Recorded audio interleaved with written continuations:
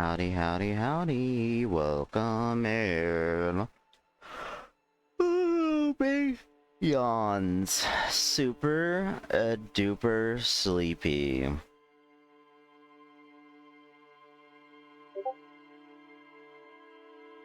With that being said, this may be a shorter one tonight. We'll kind of see how I'm feeling.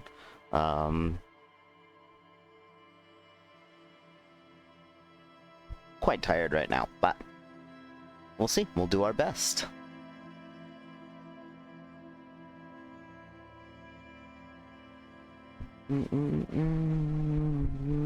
There, over there. What is happening?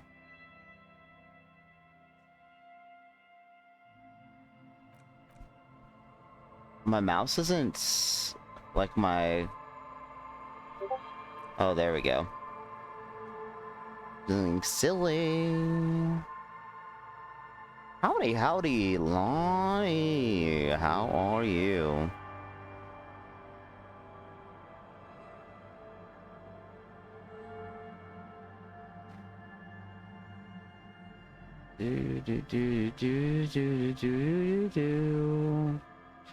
I was just letting everyone know that, depending on how I feel, this may be a little shorter one than normal. I'm gonna mute this Discord channel for a bit. Yeah, exactly, big sleepies.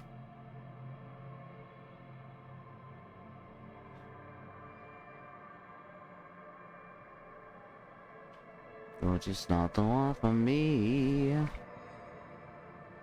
Oh, the Stacy's mom.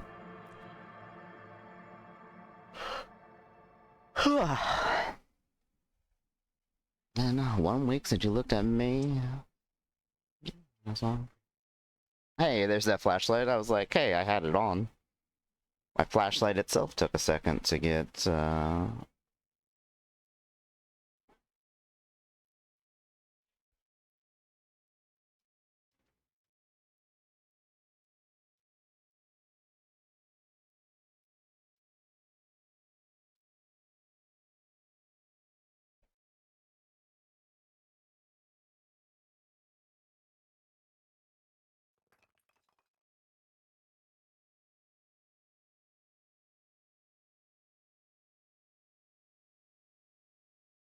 mad.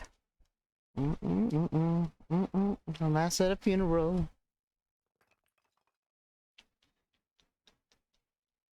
I was doing something. Oh, yeah.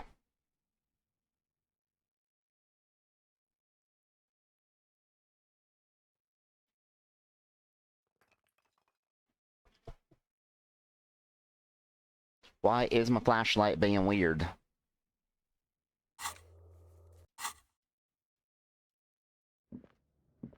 Alright. Let's get going and talk to the girl in the wall. Ah! Chinese chicken?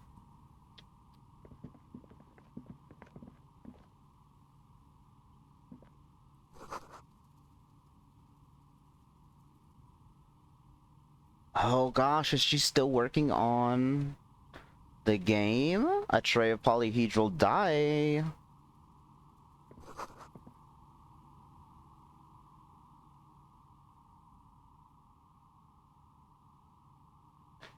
She's still working on the game. Maybe this is where I will get my, or get the, what's it called? The password. The password.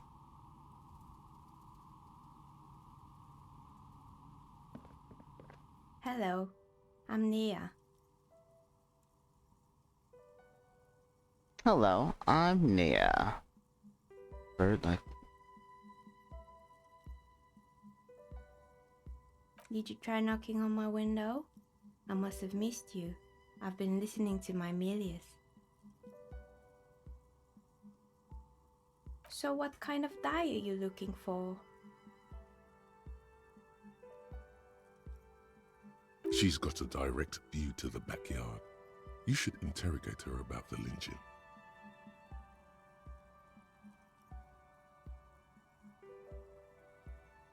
Hold on, what do you mean, Milius? Yes, Amelia is like a call-in station. You need a two-way radio to access one. That's why I have these. Mostly, they just teach you to swear in different languages. But some of the stations can be quite interesting. I was so absorbed, I must have missed you knocking.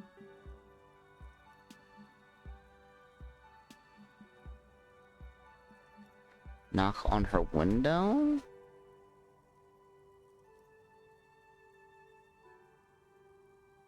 Why are you asking me about the dice? But knocked on the window? Huh. I'm gonna ask. Then how did you get inside? By the south entrance? You know what? It doesn't even matter. What matters is that you're finally here. Let's talk dice. Did you have something specific in mind?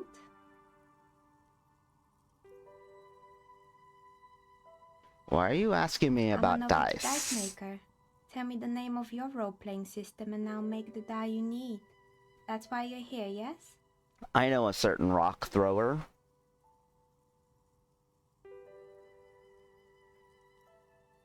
Oh, I want some Role-playing games? You know the one made by Fortress Accident. Does that count?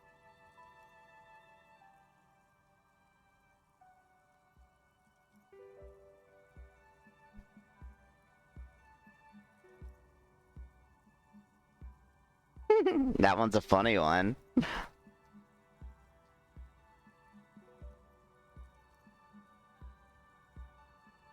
I mean, I do like RPGs, and I always need more dice.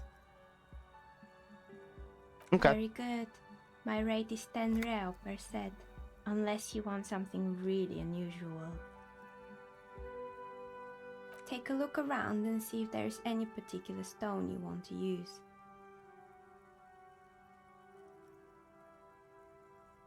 It almost looks as if the stones and dice are a natural part of the room, growing out of the shells like stalagmites.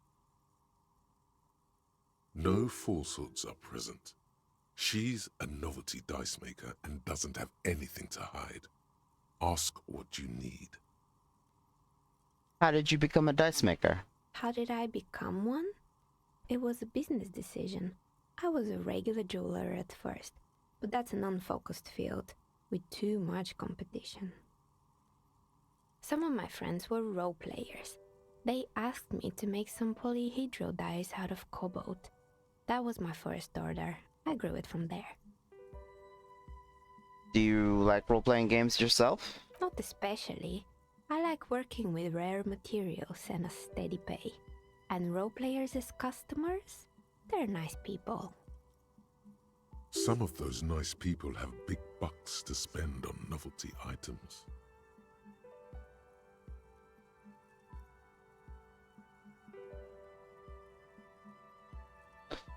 Hey, where are we anyway? What is this place?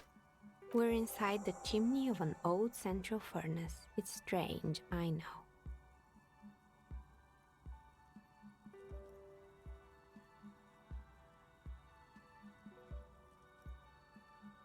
But when I arrived here, all the other rooms were taken, so I had to build myself a makeshift home.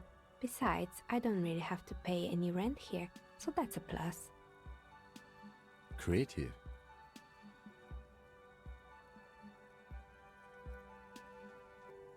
When she arrived here, there was no room anywhere else. She must have known the other businesses.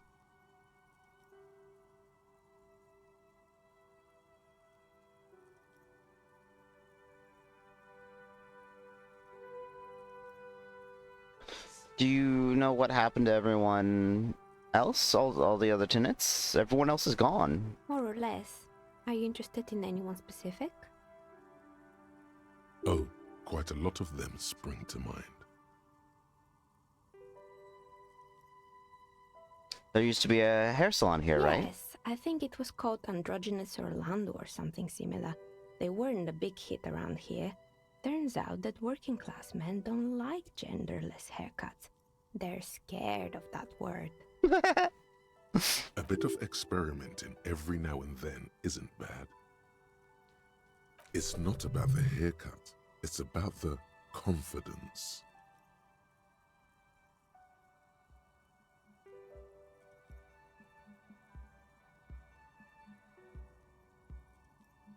What's wrong with a bit of experimenting? The customer should have been more I open-minded. guess it just wasn't the time yet.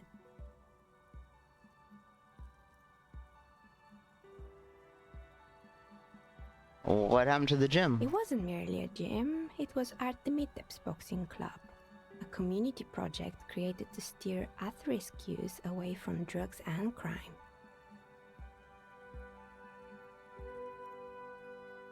And who was Artemitep? A kind man from Zemsk. I heard he had some trouble with the law when he was younger, and that's why he wanted to start the gym, as his way of giving back. Maybe that's what Kuno needs, a community-centric boxing club. Kuno? Who's Kuno?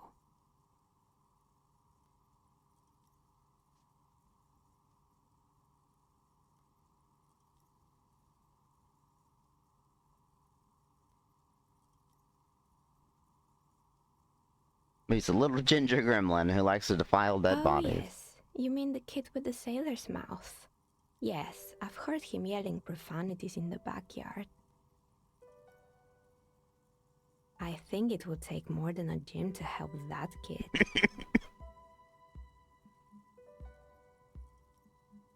How did that community project work out? It didn't. If anything, it made the youth situation in Martinez even worse. At some point, someone started a rumor that the punching bag downstairs was full of amphetamines.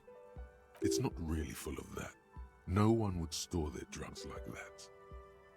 Eventually, the coalition took away the funding and the club went bankrupt. This was a few years ago. It's gotten much more peaceful around the plaza ever since.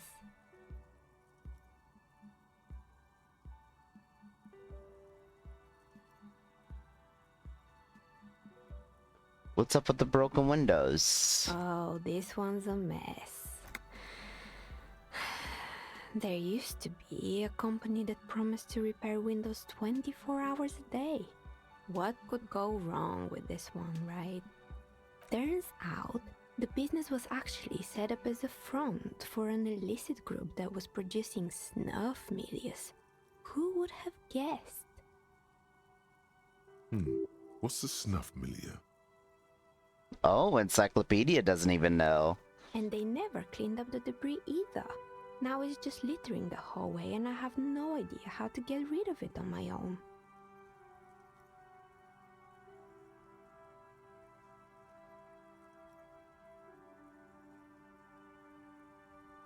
Cool, very cool about the debris.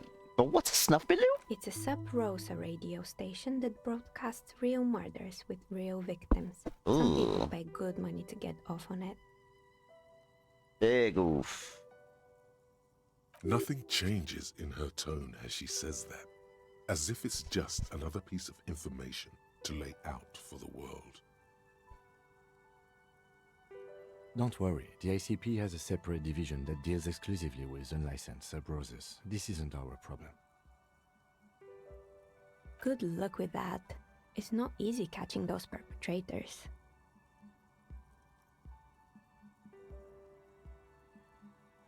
Did someone here make stuffed animals? I saw mounts laying I around. mean Mr. Fabron, the taxidermist. No, he mostly just did drugs.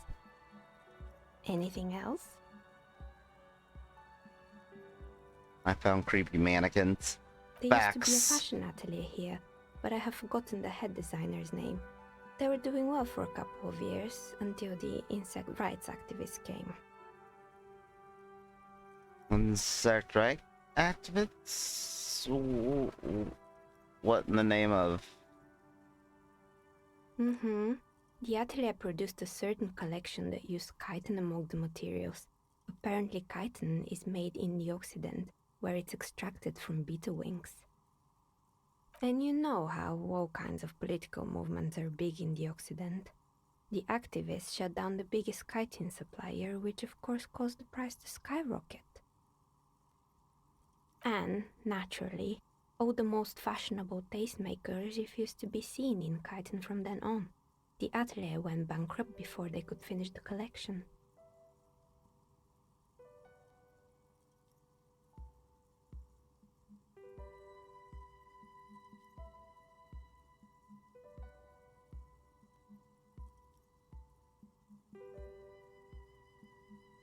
But insects don't have any brains or feelings. Actually, insects do have brains, but yes, I understand what you're saying. I think the protesters took it a little too far. As she shifts around, you notice several dead flies on the windowsill in front of her. Legs up. They're not moving. Anything else? What's with the rotor blades and skis? They were made by a company called Slipstream. After they pivoted from making rotor blades to skis, their chief executive took off on a vacation with all their money. Honestly, I think it's quite funny. I think he's still sending out holiday transmissions from Tulula or Tiumotiri or Hashtkor or wherever he is.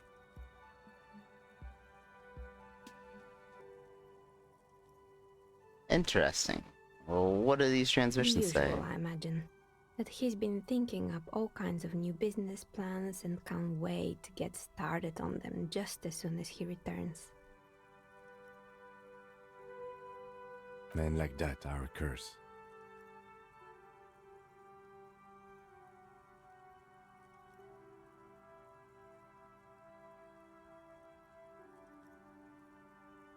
Sure, but Slipstream is history now. All their remaining assets got seized by the bailiffs in 47. 5 years ago? I have no idea why those skis and blades are still lying around in the house. Not much use now, I guess. They were just the props. Why return them? Maybe you could make a sword out of one. No, wait, forget it. It would take too long.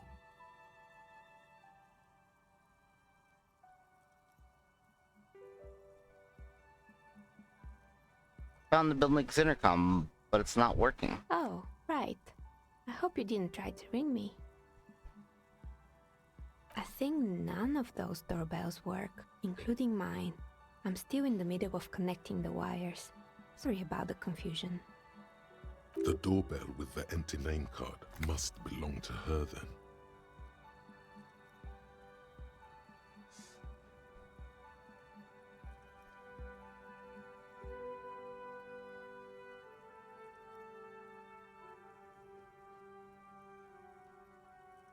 So you're telling me the doorbell with the empty card was yours? That's right. I haven't even written my name there. As I said, it's quite useless right now. It doesn't work yet. I was wondering about the Warland Rags. Is that part of the same building You complex? could say so. Both houses were built at the same time and under the East Delta Commerce Center project. That explains why you can call the whirling from the intercom, albeit I doubt that anyone responds. If the whirling is part of the same building, then it's part of the doomed commercial area. The darkness of this place is there, too. Saw a name, East Delta Pinball, on the doorbell. Right. It used to be a gaming arcade. This is an ancient failure, before my time. I'm not surprised, however. My advice, don't base your business on a fad. Hypnotism, floriography, trick track, especially pinball. Haha, trick track. Agreed. Pinball is the worst.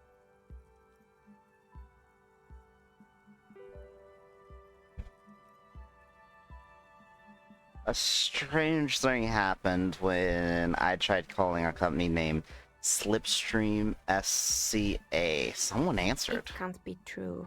They don't work here anymore. They've been gone for years. Are you sure it was Slipstream SCA? Was it a woman? Maybe it was Plaisance from the bookstore.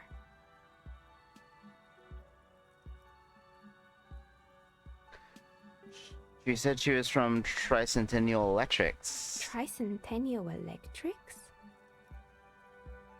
It used to be a major electric company 100 years ago. Are you sure it wasn't just some kids playing a prank on you? It was too real to be just a prank. Either we're dealing with a professional actress, or... Whatever happened, keep your cool. It's probably better to admit that it was a harmless prank.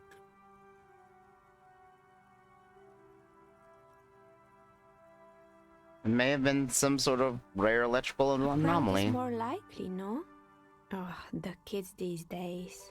We were just one of them, and now they're terrorizing us. No solidarity.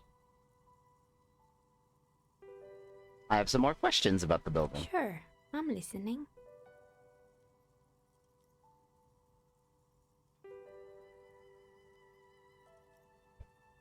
Found a strange machine. Fortress Accident, the radio game studio.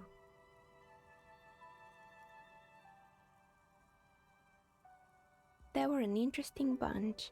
We talked about role-playing systems every now and then. Once, I even saw two of them get into fisticuffs over Wirral. That's understandable. Fantasies are serious things. The mind is the drawing board of history. They certainly took their work very seriously, even if they seemed to be chronically liberal with their schedules. What do you mean, liberal? What happened? The usual. They ran out of money and couldn't get the project done on time. What went wrong? Well, I did hear them talking at times.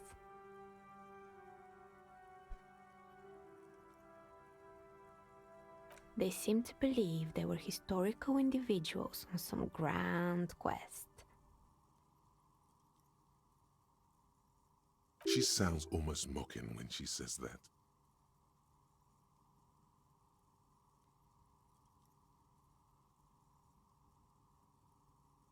From what I've seen so far, the project did look quite impressive. Yes, but when the money started to run out, they just began to complain a lot about capitalism. You know, how the markets are rigged to keep out new businesses and so on. In the end, they just didn't get it done.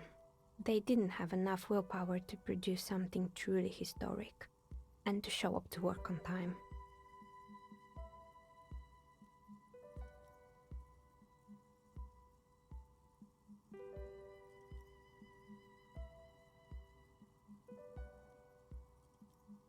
That's too bad. I would have supported them. The project looked Not great. the wisest decision. You would have lost all your savings.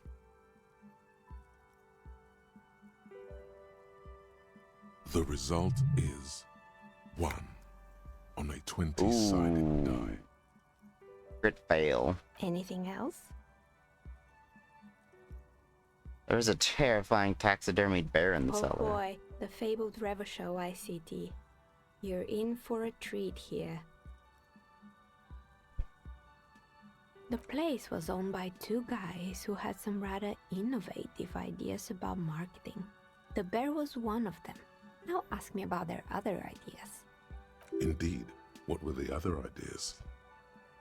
Alright, well, what about the other There ideas? was really just one, and it involved picking out the prettiest girls in the neighborhood and paying them 20 cents per hour to man the booth.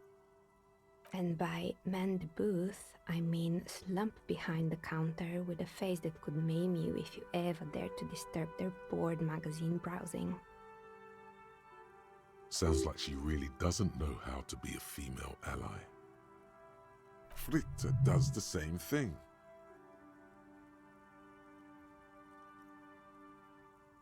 Welcome back.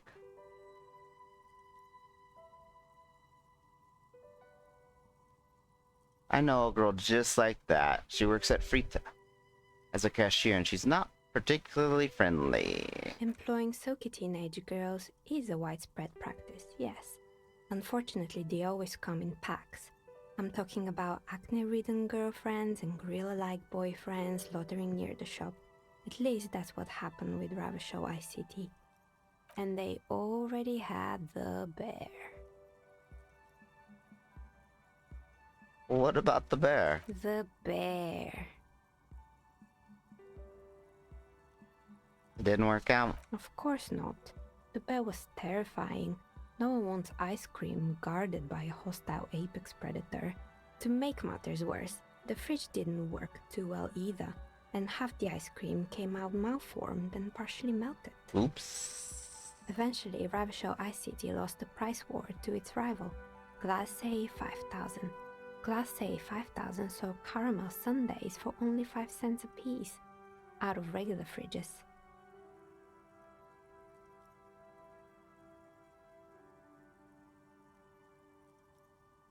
The bear was scary. Every time I saw that bear, I felt scared. Like, it could come alive at any moment. The taxidermist who made it said it was his vision beast. He said he met his vision beast while high on desiccants. He called it Megatherion. Megatherion wasn't, I guess... I think sloths are part of our same Sounds class cool. as bear, maybe? But Megatherion was like a sloth creature, I thought. Why is everyone doing drugs in this place? Even the taxidermist? Megatherion? Megatherion, a mega wild beast. What's a mega wild It's beast? an imaginary beast that guides you through life. By telling you to do more drugs, mostly. By telling you to...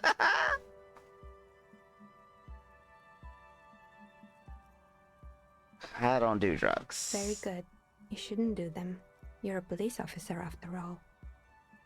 Anyway, now you know the story of the fallen ice cream empire. Little sparkling embers under the window. Anything else? Another failed business, perhaps? I've been here for a long time. I'm pretty sure it still doesn't work, but sure, what do you want to know? Sure, I'm listening. Actually, I had some other questions. I hope it clarified things a bit. What else?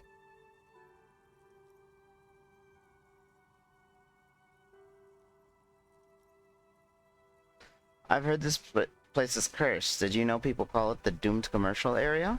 I've heard the stories, but I don't think those stories are true.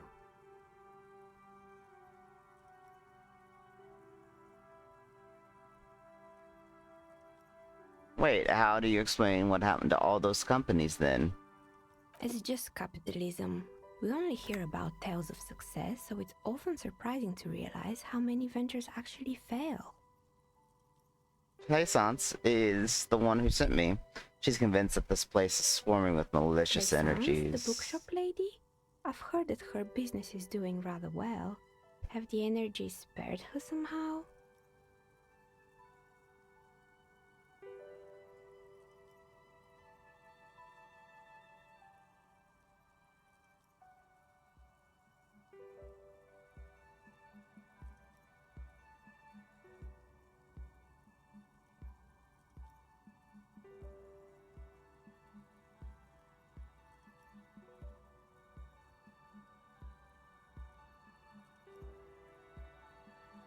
I don't know why the bookstore hasn't gone bankrupt yet. That's what I'm here to investigate. Alright, but it's not just the bookstore that's still up and running. What about the whirling in racks? Some people say it's part of the building complex.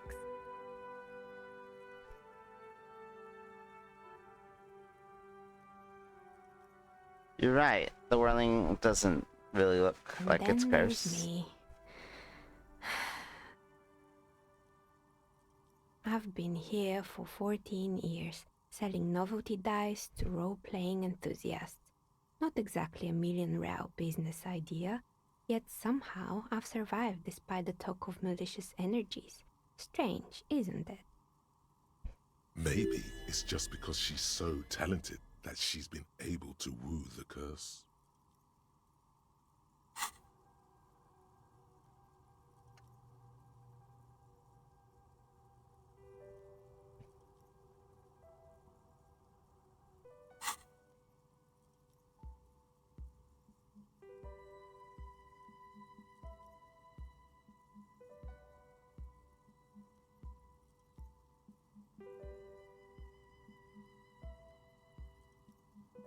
Lysance thinks that it's because you're the source of it, a malignant entity. Malignant entity? What does that even mean?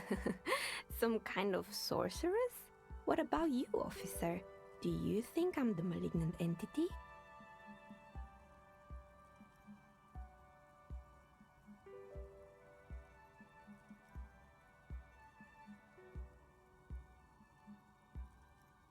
I'm starting to see there is no curse, only business decisions and natural market fluctuations. Exactly. Truth is always so disappointingly mundane and boring. But I'm glad we got this sorted out. Anything else I can help you with today? That's all she has to say on the subject. She's been thorough and truthful, as far as we can see.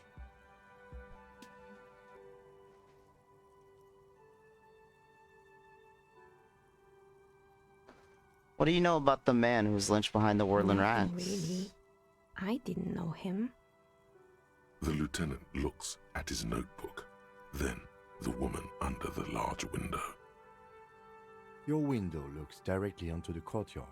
You're saying you didn't see or hear anything unusual last Sunday evening? I'm sorry, detective, but as you know, I usually have my headphones on when I'm working. It shuts out most of the daily ruckus behind my window.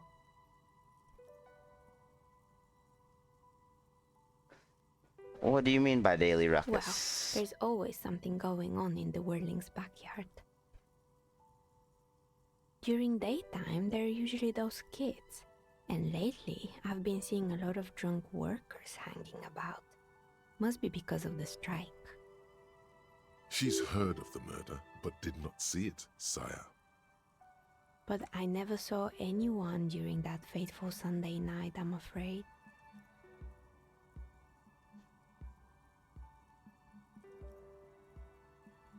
Do you often work Sunday nights? It's an odd profession, making dice for people, but I like it, and I prefer doing this to sitting at home. You never took your eyes off the work to look out the I window? might have, but in this case, all I would have seen is my own reflection staring back from the darkness.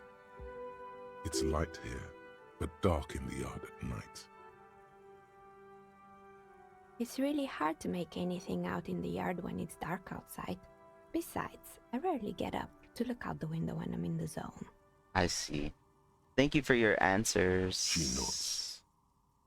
Anything else, officer? I'd like to order some dice. Of course. Tell me what you have in mind.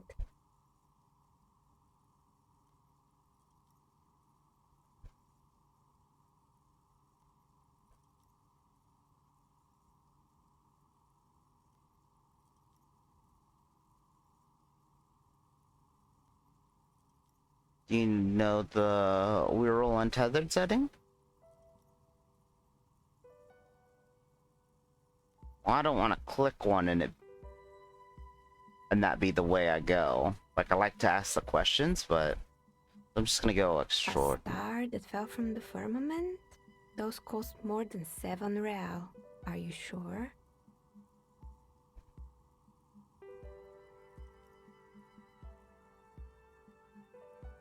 Yes, I'm a star myself. Superstar. And superstars don't care about money. Yes, you definitely have the proper attitude. How about a pair of 100-sided dice, made of ivory and inlaid with lodestone, a naturally occurring magnet, to complement your magnetic personality? Pieces of lodestone were used as the first magnetic compasses, from which they derived their other name, coarse stones. 10 real, and I can get these ready in 8 hours.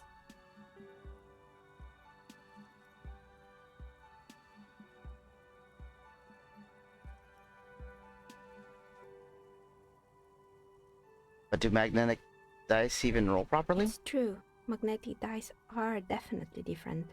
When rolled together, the magnetic fields of the pips interact with each other to push and pull on each other as they're rolled, just like all magnetic personalities do. I need to think about it. Maybe you have some other ideas for dice? Ah, yes, Fortress Accident. It's too bad they never finished their game.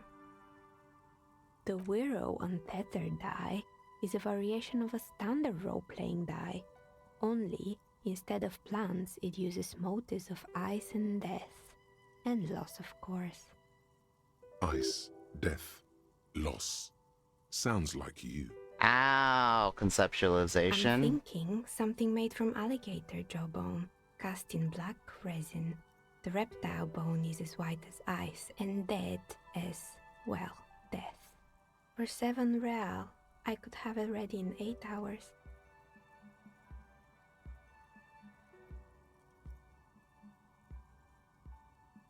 What's a standard role-playing It's a die? icositetrahedron, a 24-sided die that can produce results for 2-sided, 3-sided, 4-sided, 6-sided, and 12-sided die with a single roll. Technically, you can also use it for many other sizes, but you may need to reroll results. Wild. Loving it. So nifty.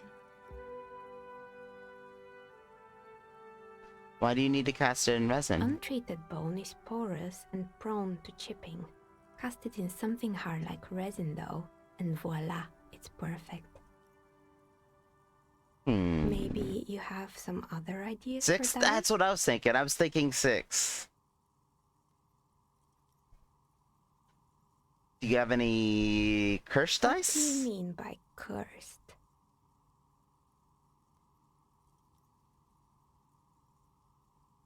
Cursed is this commercial Alright. area. How about I surprise you? Come back in 8 hours with 7 real, and I'll give you your cursed die. Well, I don't have a lot of money. I want to try to keep over 100 real so that I can invest it. Maybe you have some other ideas for dice?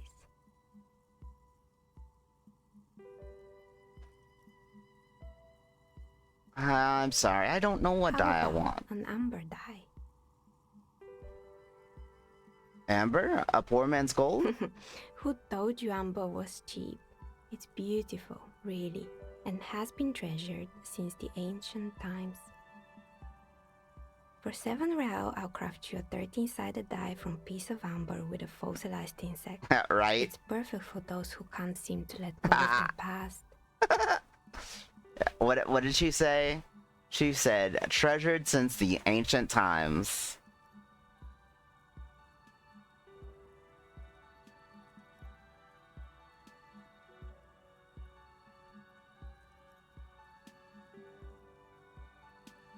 I'll think about Maybe you it. have some other ideas for dice? Just a normal die for me. Very A regular. normal die? I'm a novelty dice maker. I don't make normal dice. What do you do? Polyhedral dice. Dice that have more than 4 sides. Octahedrons, trapezohedrons, dodecahedrons. But also barrel dice and teetotum bows. Come on now, be a little creative. I'm looking for something to help me I with think my I work. have just the right one for you.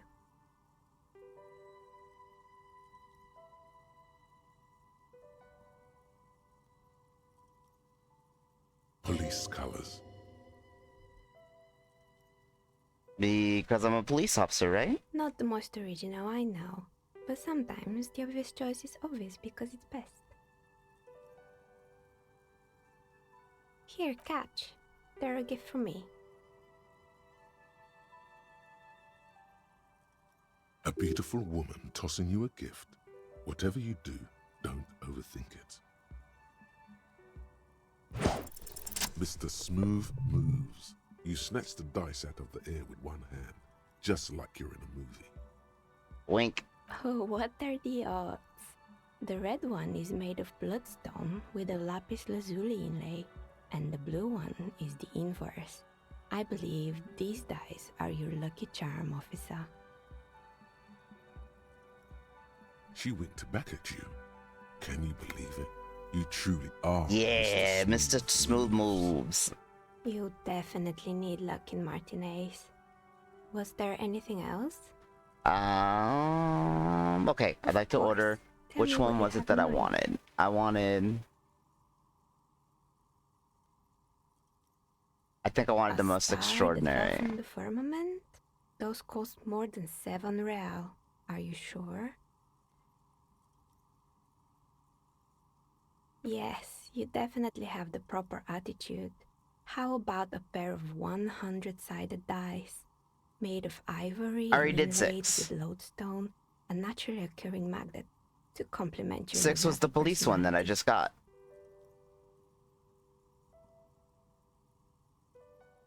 Pieces of lodestone were used as the first magnetic compasses, from which they derived their other name, coarse stones. Which ones were you thinking? Oh, okay. 10 real, and I can get these ready in 8 hours. It's a Great. deal. See you in 8 hours then. Was there anything else? Oh, yeah, I got the cop.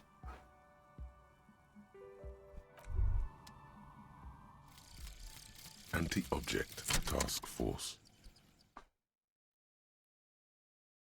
Behold, the Anti-Object Task Force has assembled, God's avenging angel, arrayed against the lower emanations of the Darkened One. Shoe racks, tape recorders, motor carriages, and doors. So many doors. You're not just pounding it all to pieces.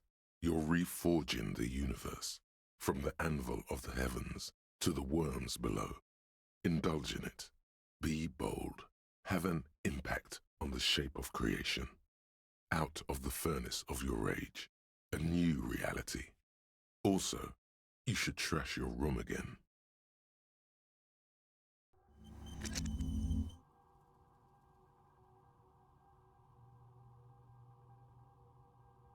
There's so many, but I only have 3 more. Lame.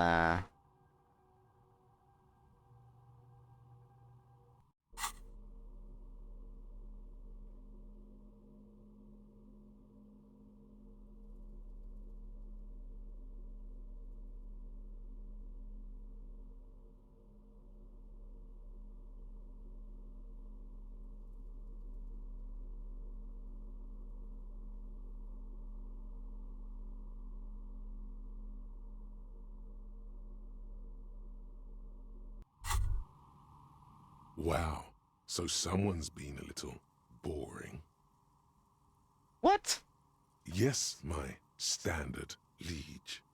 Someone's seen all sorts of wild ideas pop off and thought, I'll take the boring one. The regular, please. The brown.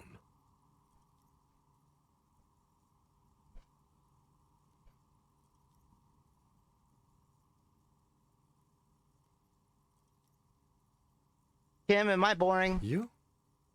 I wouldn't worry about that. See? You're so regular and vinyl brown, he doesn't even want to talk to you about it. I like Of course standards. you do. Maybe some regulations and a usual pistol to go with them? It's official. My lord's coppo type is regular cop. I'll let everyone know. I'll send out a telefax.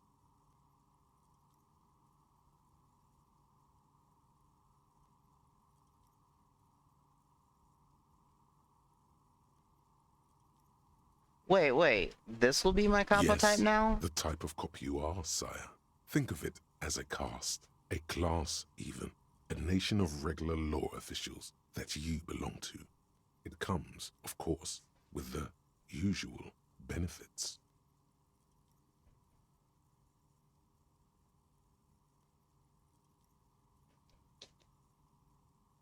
Opt in or opt out? What do you think?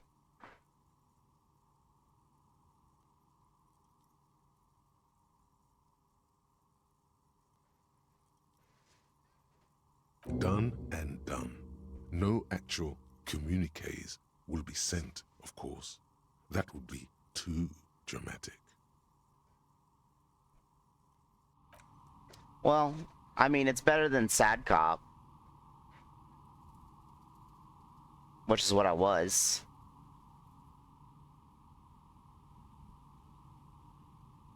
Did you know that the keyboard will not work if you don't turn it on.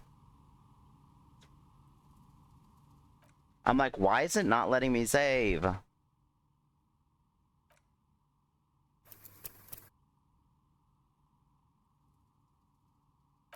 Right? Like, I'm over here mashing the escape button.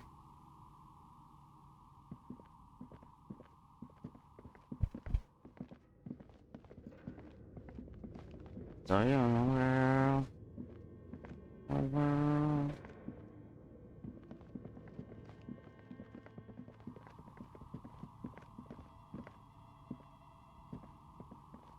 Oh, it's you again. Are you looking for a die? I'm sorry. I'm a bit overloaded just now, so... Sad Panda. I don't want to do the Shivers one, because I think her business is great. I don't want to ask her or tell her that it's gonna fail. Okay, I still have not found this freaking password, though. Oops, wrong button.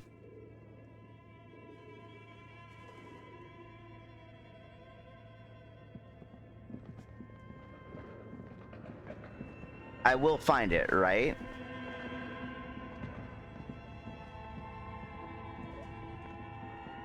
Oh. Well, shoot. Yeah, I was gonna ask, like, is it actually here, or is it something I should infer?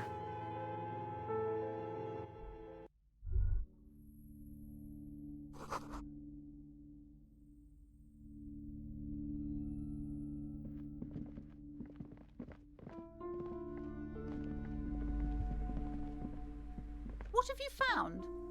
And also, do buy the books. There may be teachings in them. I talked to the entity you told me about. Her name is Nea, and she's a novelty dice maker. Dice maker? Well, spit it out. Why does she need the dice? For some kind of sorcery? Sometimes they use the ankle bones of sheep.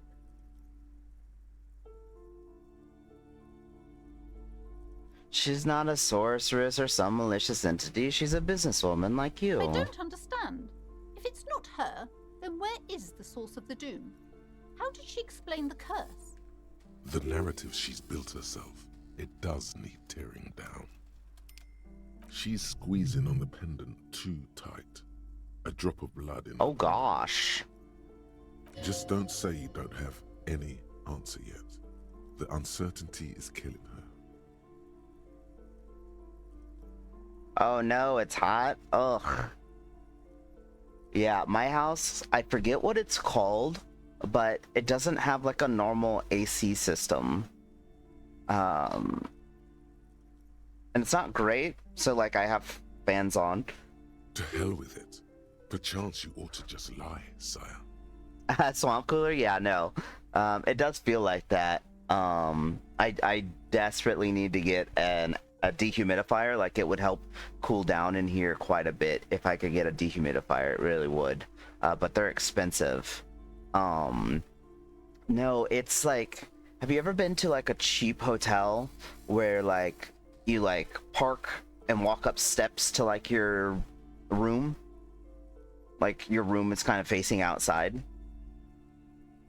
Yeah, it's one of those. I forget what they're called. They're a weird name. It's not weird. I'm not used to doing it, but that's the kind of AC that it has. But that's also kind of how my apartment is. My apartment looks like one of those no-tell motel places.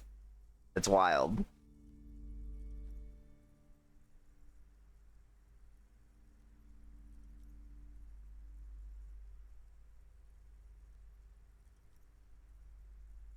No, it's just a weird concept, like layout.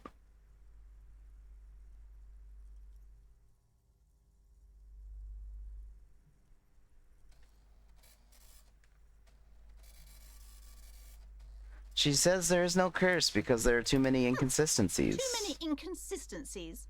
What kind of talk is that? Good luck persuading her. Some people can rationalize anything. First, you're one of the I'm inconsistencies. not doing as well as it looks like I am. I only have my Simone's wards to thank for the protection they provide. As I said, she's an all-witty ice maker. Her business has been up and running for a long time now. Because her business consists of the psychic leech that's been feeding the curse. I see that you've fallen for her manipulation, Detective. The investigation is over. I just hope that you haven't made anything worse by going in there. Thank you for nothing. Please do buy some books or be on your way. There was never any other way this could have gone. She's just too far gone into her own mind. I am sorry we had to disappoint you, ma'am. Can we go now? Farewell, book peddler.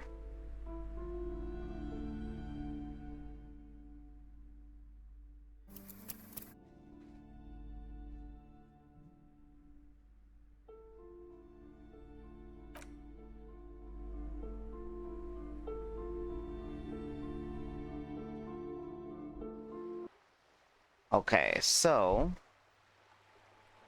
now what can I do? I need to put my bag in my hand in case I come across garbage.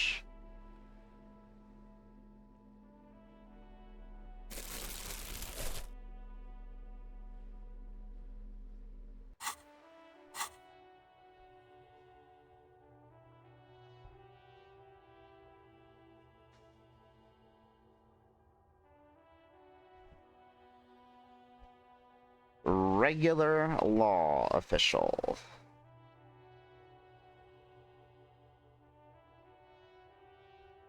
Regular, not regular show.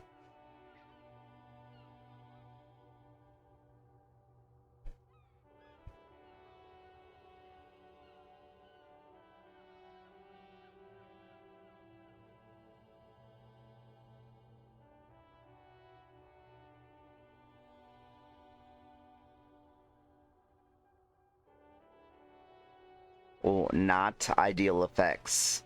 It is -1 Inland Empire, dull but solid. -1 Shivers, strong grasp of reality. All learning caps raised to 3.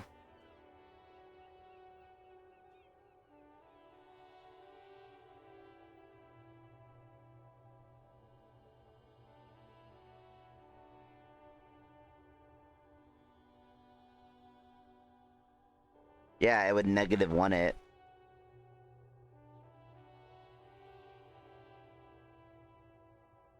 When did this release?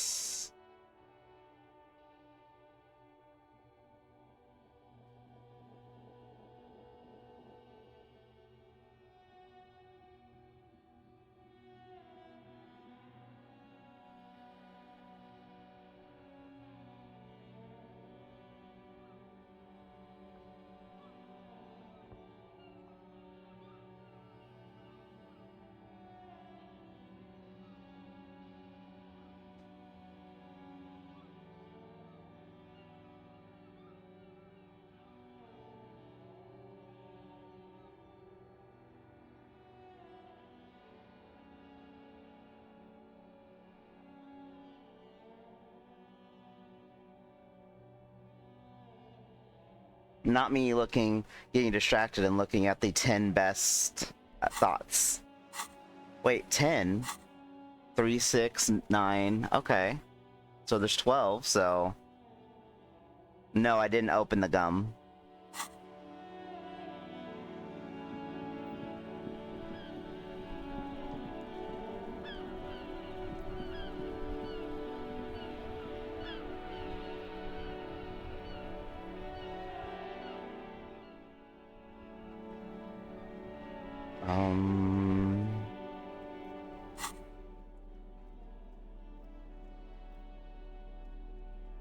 It's the ledger you found in the trash. A cabbage of papers hanging from the board, with the permeables drawer inside.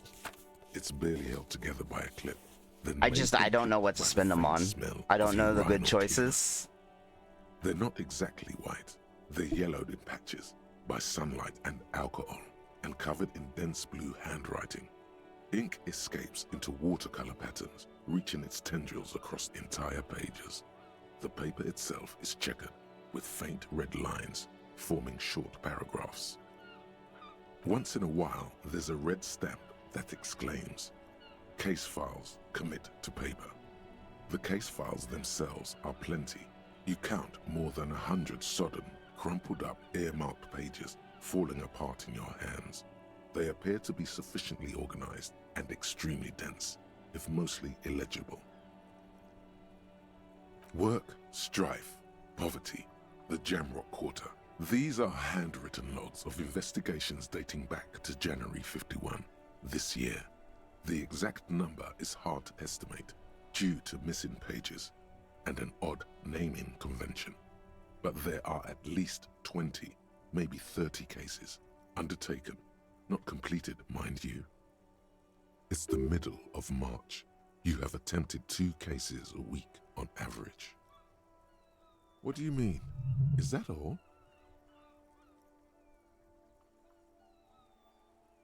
Is 2 cases a week a good caseload, Lieutenant? Huh?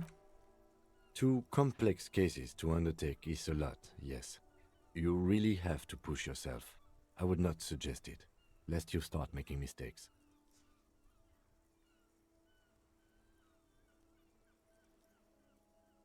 Two cases a week appears to have been my load, Lieutenant. I'm not sure I completed them, though. That's a lot. This kind of caseload would explain your solved cases tally on the watermark. I didn't mean to say you are making mistakes, by the way. That was presumptuous of me.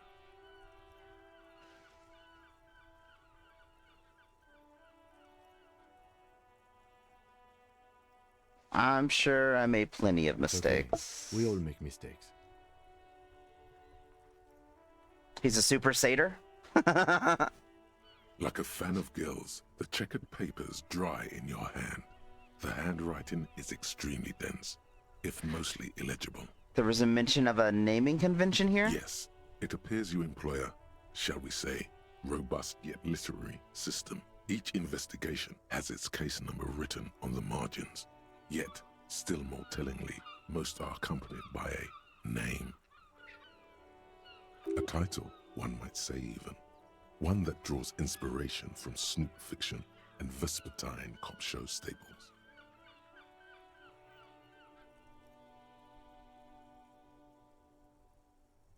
Oh my, and they're written in capital letters, too. Yes, all caps. One is called The Next World Mural. Another, The Square Bullet Hole Murders. Another yet, The Unsolvable Case. More? Others appear more light-hearted. The guys on a couch in an unexpected location, and the murder at the hookah parlor.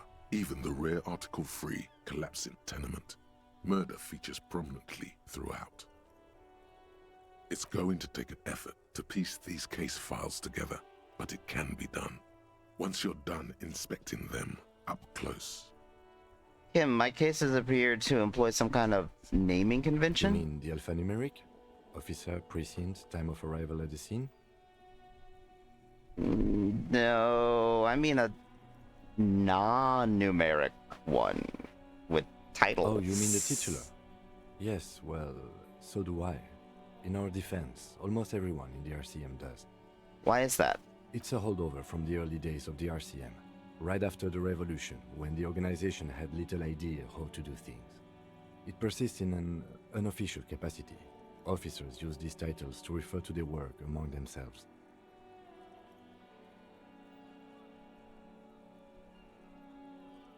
I seem to have named a case the Square Bullet Hole Murders. Again, in your defense, I seem to have named one the man with the hole in his head. That was a real person. His death was real. Still, I named it that, to amuse myself. I pray his loved ones never find out. What happened to him? Rail spiked through the head. He died.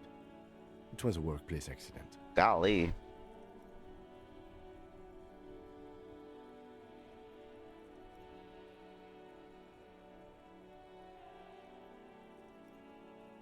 I have to open an official case. Is there room? There is, for precisely one more. 15 pages near the end remain untouched by the damage. The checkered grid forms a structure of passages, breaking the case into subtasks to accomplish. Once all the tasks are accomplished, the case is complete.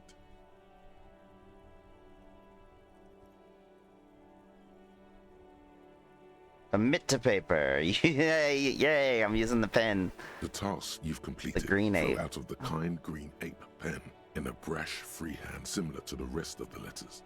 The wording comes easily.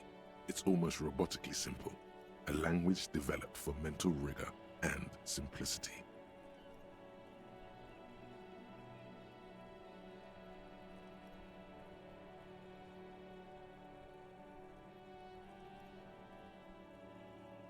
Inspect the victim's body.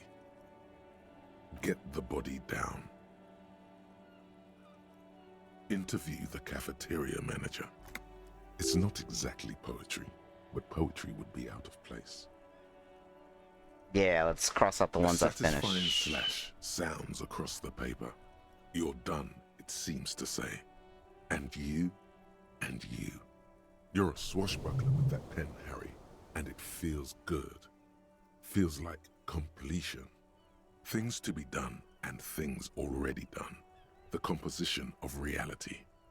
This is an extremely useful tool for a detective of the Citizens Militia. Now all that remains is to name the case. Lieutenant, have you by chance named our case? No, actually. Any ideas? Yo, this was my first thought, was the Hanged Man.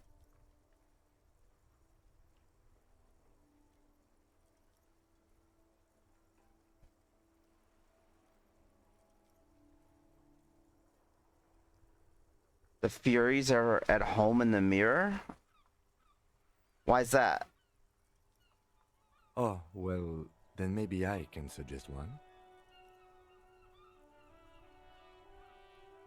I'm gonna let Kitsuragi. He deserves it. He's had to deal with my nonsense. The Hanged Man.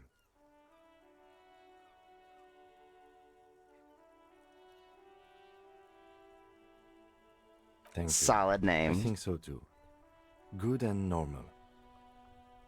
I'm going to start calling it the Hanged Man. It's good we sorted this out.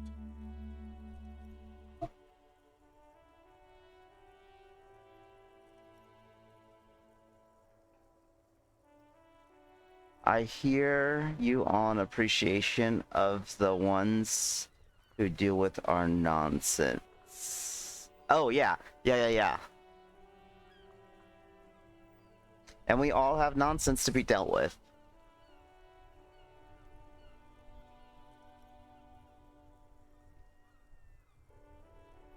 The notebook is annual. That's it? It says 51 on what remains of its cover. A molten strap of cardboard. Everything prior to this must have belonged to a previous volume. In short, there was more. Judging by the creases on your forehead and the lines on your cheeks, too much more. Going back years, decades even. You don't exactly close them, so much as distance yourself from the smelly papers.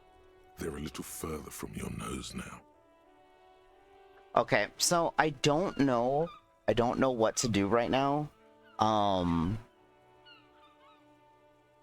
could go lie to Evrart about the guy that he called a weasel, because I didn't unlock his house, because I don't feel comfortable doing that. It's 97, I'll pass it. Or should I just do it with 100%?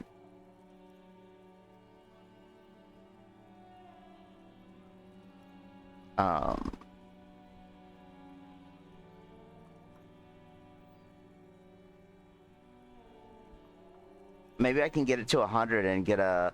What are they called on Steam? Trophy, achievement...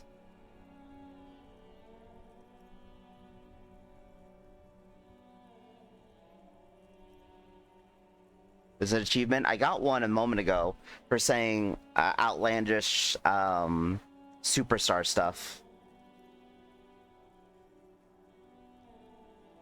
Okay, back to... If I pause, does time pause? So let's see. Okay, so you're saying going in there is cool. But I just don't feel like doing that to that guy.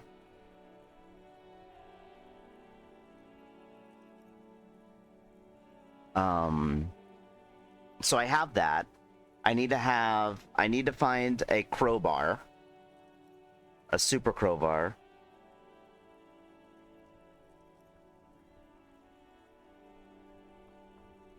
No, you said...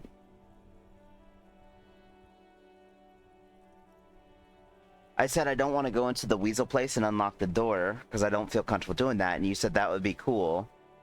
Or lying to Everett would be cool.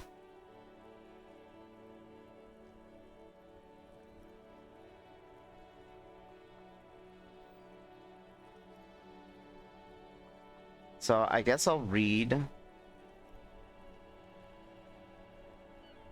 the yellow pages. In the back, you see thin, translucent copy of paper.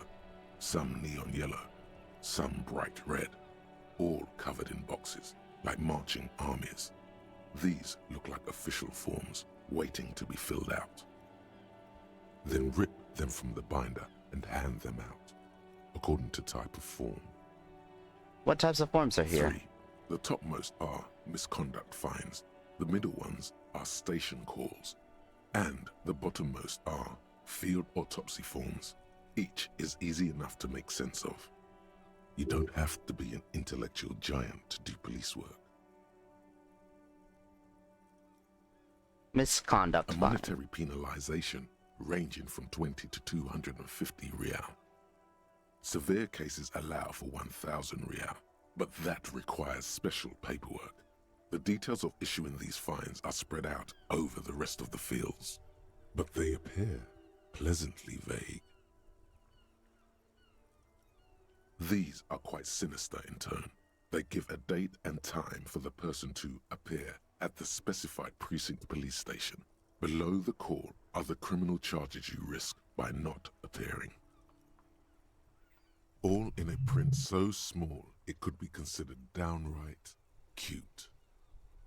A dozen pages of thin copy paper, bright red in color. You see the parameters of a deceased human form waiting to be filled in. Age, sex, condition of internal organs. Hey, we filled those out. Yes, all Kitsuragis. that remains now is to fill those forms and hand them to people. Fines for wrongdoers, interview requests for bad guys, and field autopsies to dead guys. The rest of the stinking cellulose is much worse for wear. Being sandwiched between the board and the rest of the paperwork must have spared the fragile copier paper.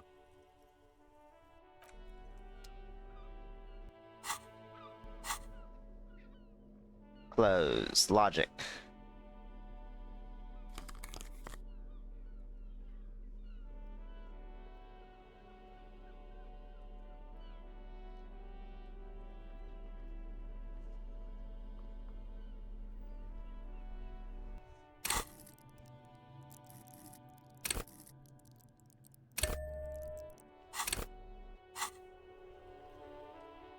Probably should have saved before I did that, but that's okay.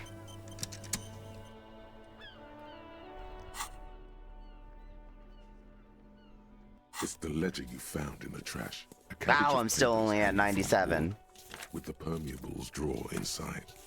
It's barely held together by a clip, then made complete by the faint smell of urinal cleaner.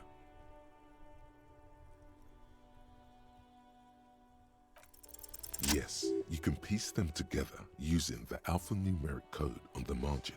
It always begins with HDB41, then date of initialization and time of arrival on the scene, followed by the title. For example, HDB 41120111700, the next world mural. Harry Dubois, Precinct 41. Why, yes, your precinct number is 41. Every last alphanumeric in the files begins with it, and these are your case files. It's safe to say HDB are your initials. I have to shower when I get off here, and I don't wanna. Harry Dubois, HDB. This one is relatively easy to reconstruct. Overnight on 1202, a graffito, nay, a mural, appears on an 8-story tenement overlooking central Jamrock. The building is a sparsely inhabited ghost tower, part of a failed real estate development called Grand Couronne.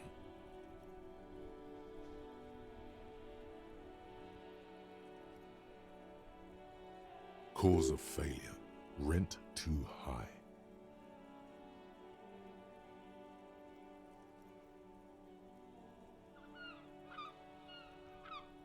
The mural is enormous.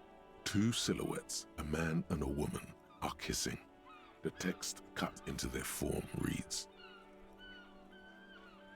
"True love is possible only in the next world. For new people, it is too late for us. Wreak havoc on the middle class." Wreak havoc on the middle class. Oh gosh. People call it that thing and that fucking thing. It's visible for miles. In 2 days, the station's complaints desk gets clogged with requests to remove the bummer. You and your partner are assigned to the case.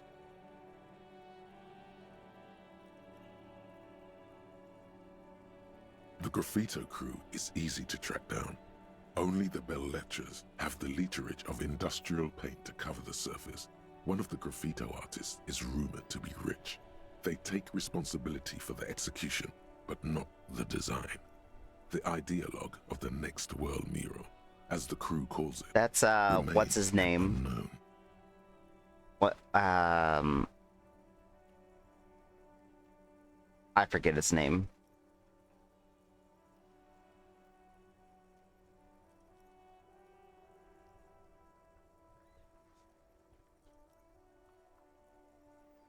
The case files do not show you finding the author of the design. The crew agrees to clean up after themselves.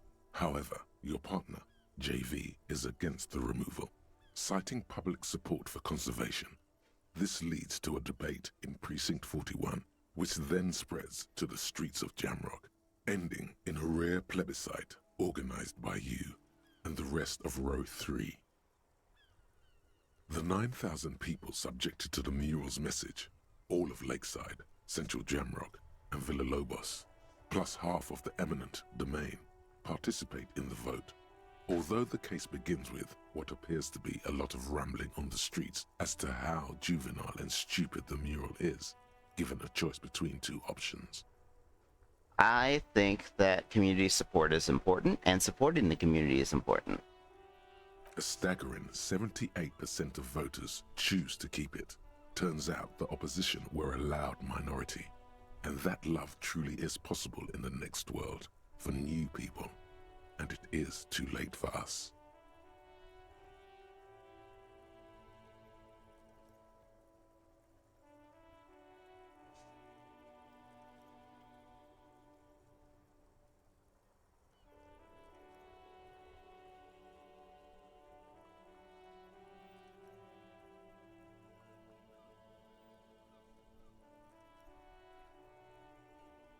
I don't know. I don't like wreaking havoc on middle class, you know? Like, sure, they have it better than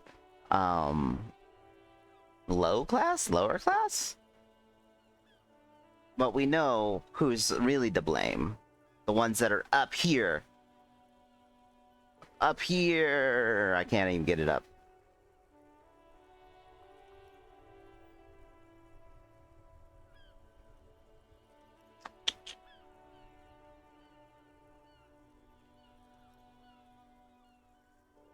You're close. I think you only forgot an R. That's it. Did anyone ask you what you believe in, man with the smelly toilet ledger? Baddest hustling the neoliberal hood. Or are we done? Preach free market 9 times. Exact. Well. Alright, unsolvable. AKA Leslie and Burke. AKA the public indecency drunk and the property damage drunk is a cursed case. It has been passed from unsuspecting officer to unsuspecting officer for 10 years. On January 29, the unsolvable case made its way to you. Why you accepted it, it is unclear. Every officer, and indeed most civilians in Jamrock, know it's unsolvable. Huh.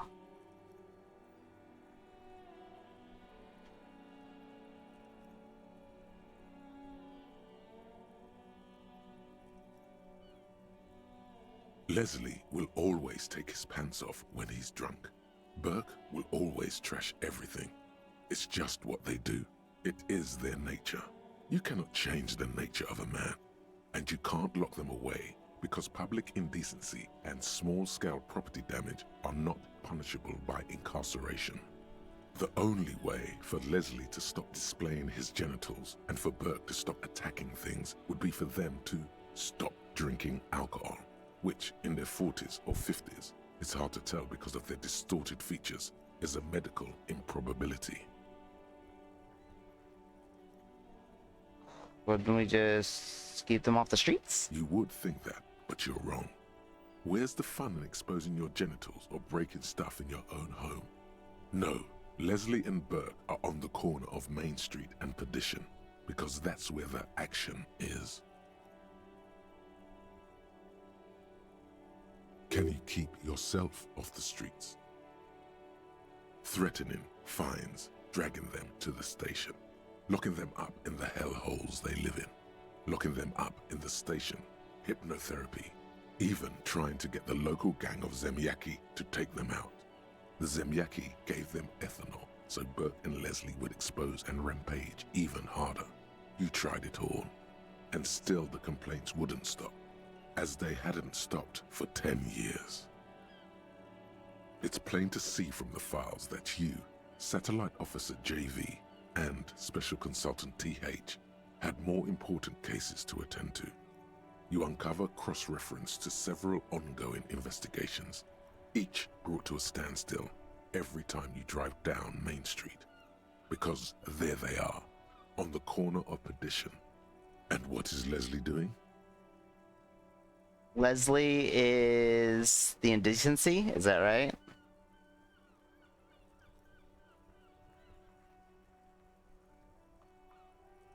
Yeah. Yeah, it was. Good, you're learning. If the files are to be trusted, that's all there is to it. That and Burke breaking things, and the fact that they're both drunk. But then again, so are you. The case becomes considerably less comic one day when Burke takes a swing at your ledger. He must have it confused with the property he likes to damage. But the joke's on him. The officer is also drunk. Way more drunk than Burke there. And let's be fair, you also have party eyes. You slam the hardened plastic board in his face, then proceed to beat him unconscious with it. Big oof. In the process, the ledger sustains damage. The compartment within, reserved for permeable documents, is jammed shut. You stop your assault on the now unconscious Burke to open it, but are unable to do so. The officer began to cry, reports Leslie, who, at this point, is tending to Burke. He came at us, and at us. I think he was trying to kill Burko. While trying to kill Burko, you slowly come around. The permeables compartment is open. You've smashed it open on poor Burko's kneecaps. The good Oh my news is gosh. Burke can't walk anymore. Can't get out of his apartment. An invalid. With Burke to tend to, Leslie cuts back on the indecent exposure.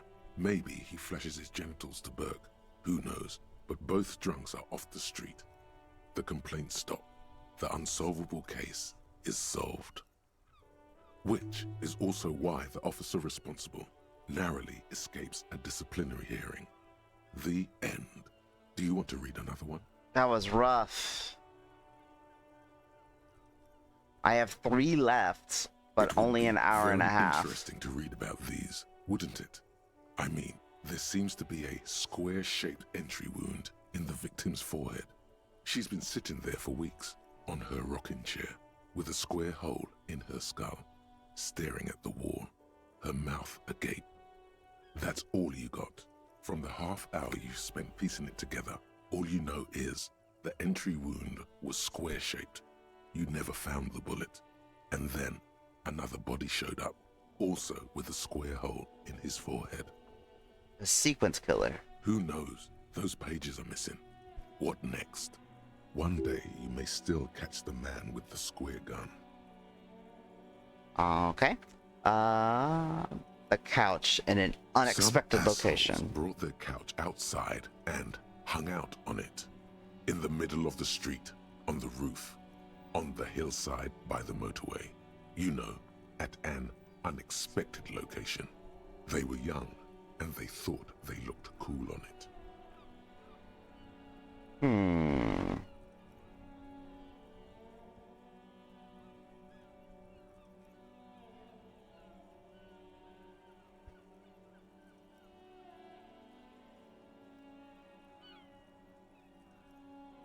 Yes, as you said here, insufferable rock and roll assholes.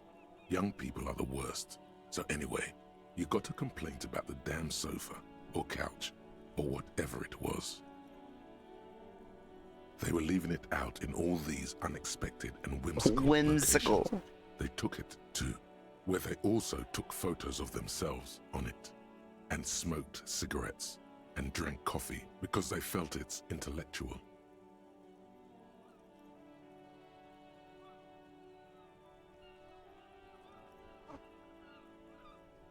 Cigarette butts, coffee cups, stupid couch. You had to clean it all up, and you did. So congratulations to you. Case solved. Did I ever catch those No, guys? you didn't have time for that. These notes show that you have what is called a real goddamn job. You don't have time to be chasing down the couch assholes. You have a real job to do. What next? Murder at the hookah Murder. parlor. Tum Tum Tum at the hookah parlor was a case originally assigned to an officer called Joseph Mills, who is now dead, of circumstances completely unconnected to murder at the hookah parlor. Wait, how?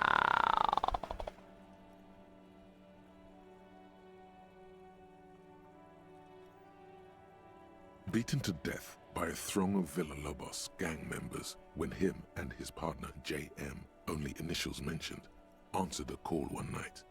It's a sad story, and it isn't really represented in your case files. Stop stalling and get to the murder at the hookah parlor. Okay, on with the Joseph murder, I Mills guess. was on this case that he just couldn't solve. Was doing it solo. Said it was a real nutcracker, a real brain twister. Was on it for, like, a month. The captain got impatient. Shit or get off the pot, Mills. Mills didn't get off the pot. Not yet. He kept at it for a couple of weeks more, racking his brains, running with every theory, as outlandish as they seemed. Still couldn't solve the murder at the hookah parlor. Tough case, he said. Toughest he's ever had. Wait, was JM a good cop? No, he was awful. Awful sense of humor, too. The worst jokes you've ever heard. Really rapey. Still, he'd been on it for months now. Said it was the final case. Said it was uncrackable. That murderer vanished into thin air. That goddamn hookah parlor was all he talked about. Okay. Oh so the gosh, case is so handed to you he because Mills isn't getting anywhere, began and you manic. look into it. Here's the setup. A young man is found dead in a hookah parlor. You know, those places where you go and smoke bubblegum flavored vapor all day.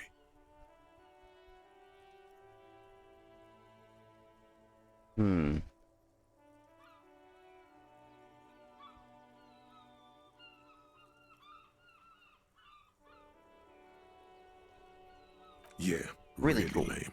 So anyway, young man in his 20s found with his skull busted open, right on the floor of the hookah parlor, in the middle of the day.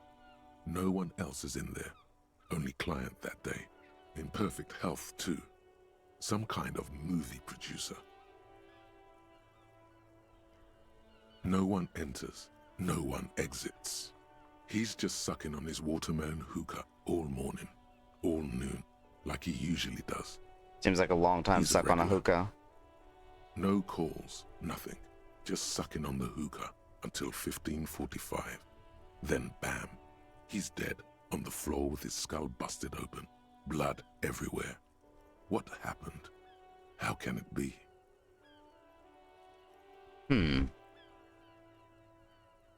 Mills has no idea. Invisible assassin. Movie deal gone sour. Girl at the counter did it. Nothing fits. Eerie. Man just dropped dead. So you go to the parlor. You see cushions around the table. Table's low, heavy, really sharp edge. I mean, this seems reasonable. See? You can't even read the thing without solving it. Yeah, it was that. Turns out hookah does do something. It turns off your brain's oxygen supply, and you don't notice it until you get up to go to the bathroom.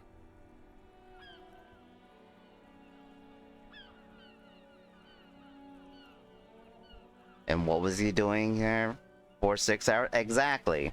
Smoking hookah. Didn't you hear? Yo, don't I know. was trying to be. Trying to come up with a movie script, maybe. Anyway, that was Murder at the Hookah Parlor. Joseph Mills wasn't a good detective, and about 30 minutes has passed, piecing it together. Not much has changed in the meanwhile. Alright, I'm gonna hold off on your bubblegum thing From the clipboard. so that I can rush over and speak to the person. I have to go this way. Check the trash. I don't see a trash that I haven't checked.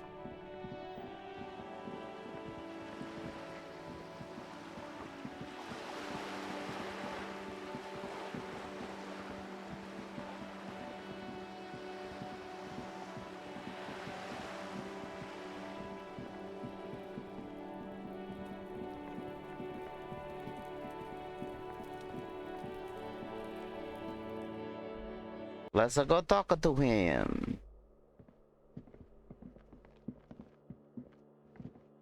The magic.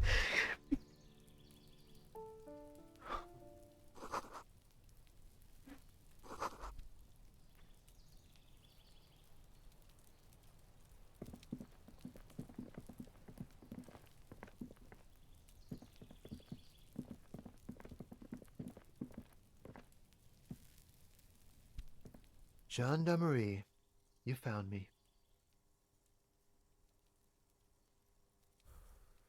His slender figure is backlit by city lights, its distant streets and motorways flashing like diamonds.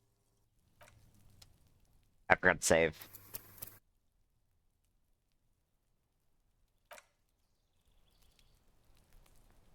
Gendarmerie. His slender figure is Gendarmerie. backlit by city lights, its We distant found a key streets hidden and under a stone. Was mine. it yours? My friends use it from time to time to visit me.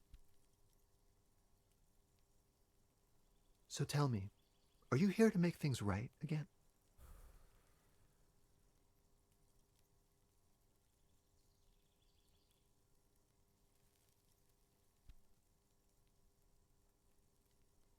That's what I'm aiming for, yes. Beautiful.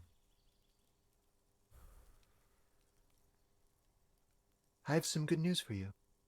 My Sunday friend is visiting me tonight. I told him about you and he'd like to say hello. Step in. He's already waiting.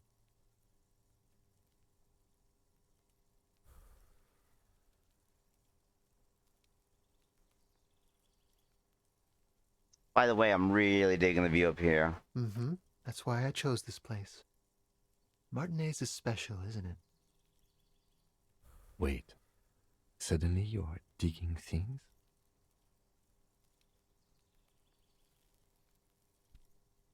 I don't need to ask that because I need to speak to him, so.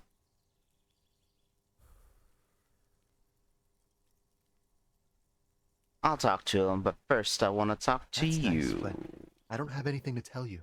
It's my friend you're looking for, not me. He takes another drag of his unfiltered cigarette and looks around. It's getting dark, and the neighboring windows have lit up, one by one. Downstairs, a cat crosses the yard, disappearing into the bush. Besides, I've got to run. Something tells you you're never going to talk to an individual this cool or mysterious ever again.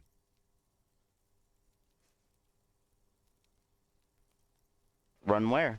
To the city. It's a beautiful night. Only if you promise that we'll talk again. Something flutters in the corner of the lieutenant's mouth as you're saying those words. We'll talk. Just not tonight. Take care, alright? Whoop. And he's gone again. Looks like it's becoming a theme for him. There's something so different about him. I just can't put my Different, finger on of it. course.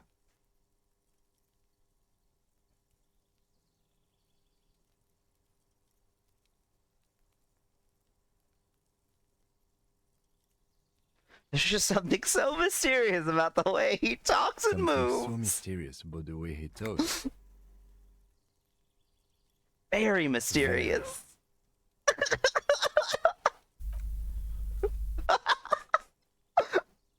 He's barely holding it together. It's all he can do to keep from bursting out in laughter. Come on, detective, let's go. We've got a potential witness to interview. His Sunday friend, remember?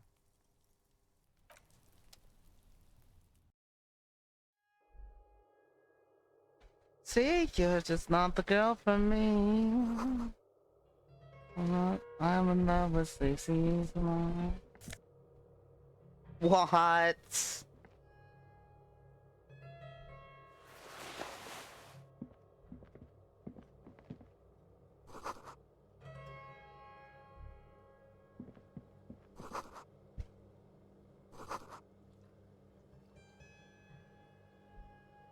And I waited for so long.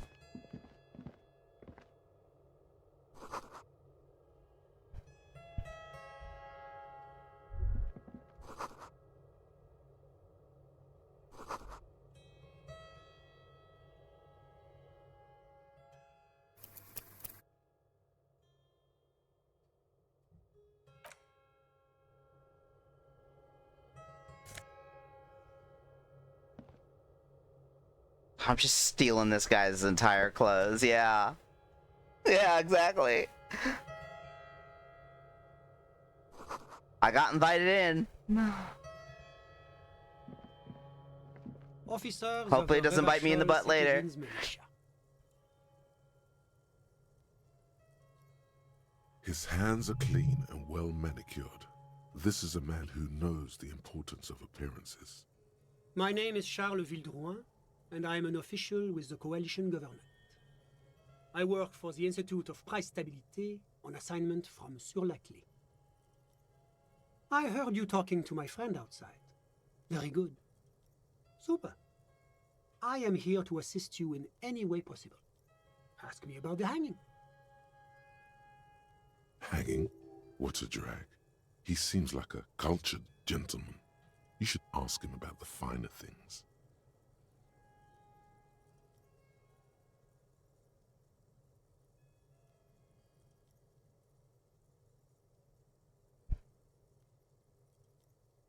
Before we go on, I absolutely have to inquire about this wonderful yes. canopy. My friend has a great eye for these things. He refuses to tell me where it came from. It's a mystery.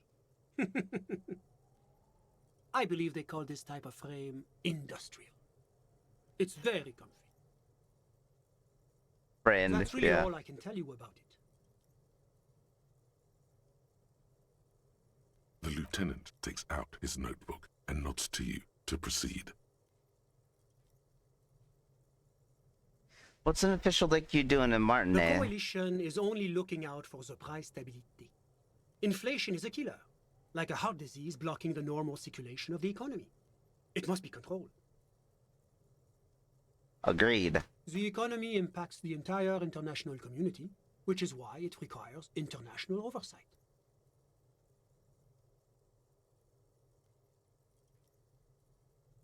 What is the price It is stability? the most important thing. That doesn't tell It's me the anything. central goal of any sound monetary policy. Maintaining the price stability is essential to maintaining high levels of economic activity, which is essential for maintaining high levels of employment, which is essential for maintaining the social stability. Basically, it makes sure the price of bread doesn't change. Précisément.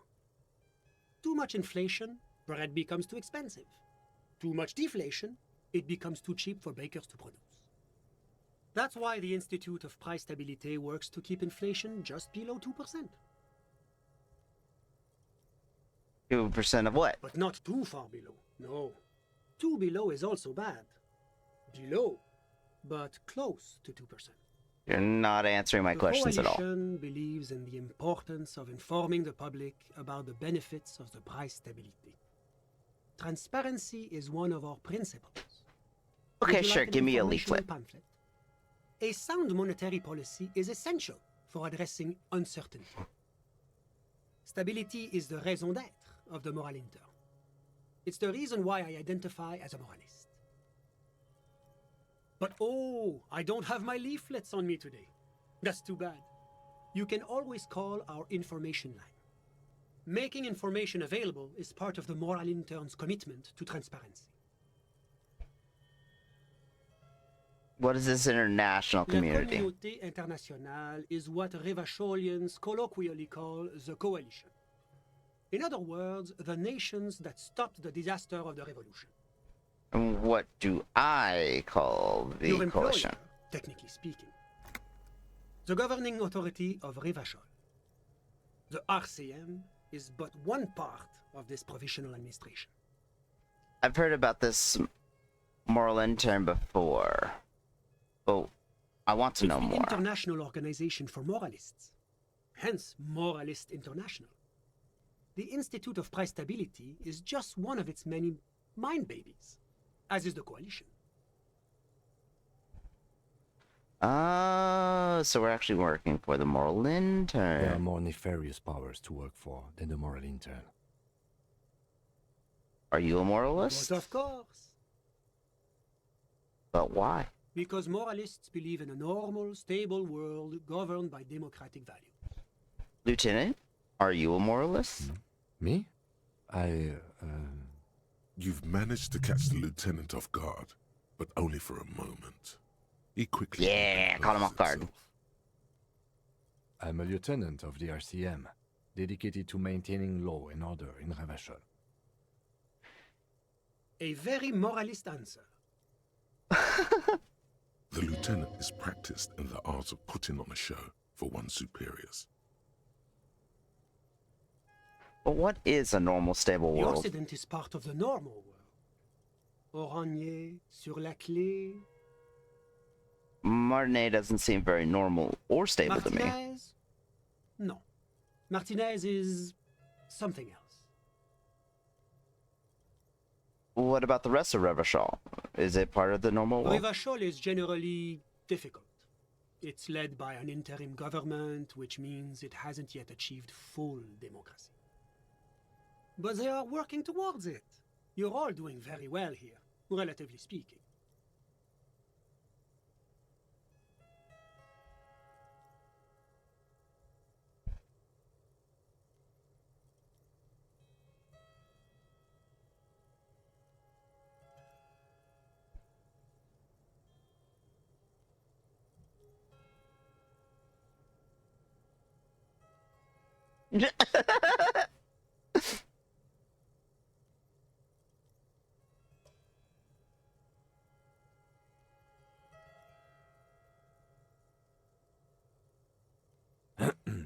Of course, the detective's personal views do not represent the views of the RCM.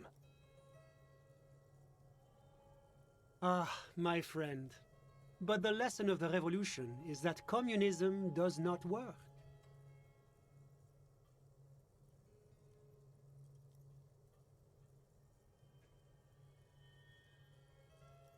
Are you telling me that this world is working It's out moving well? towards the right direction, and that's all that matters. Progress is measured in centimeters, my friend. Now, enough of this delightful political interlude. Was there anything else you wanted to ask? Tell me about the Sur la What's Paix. there to say?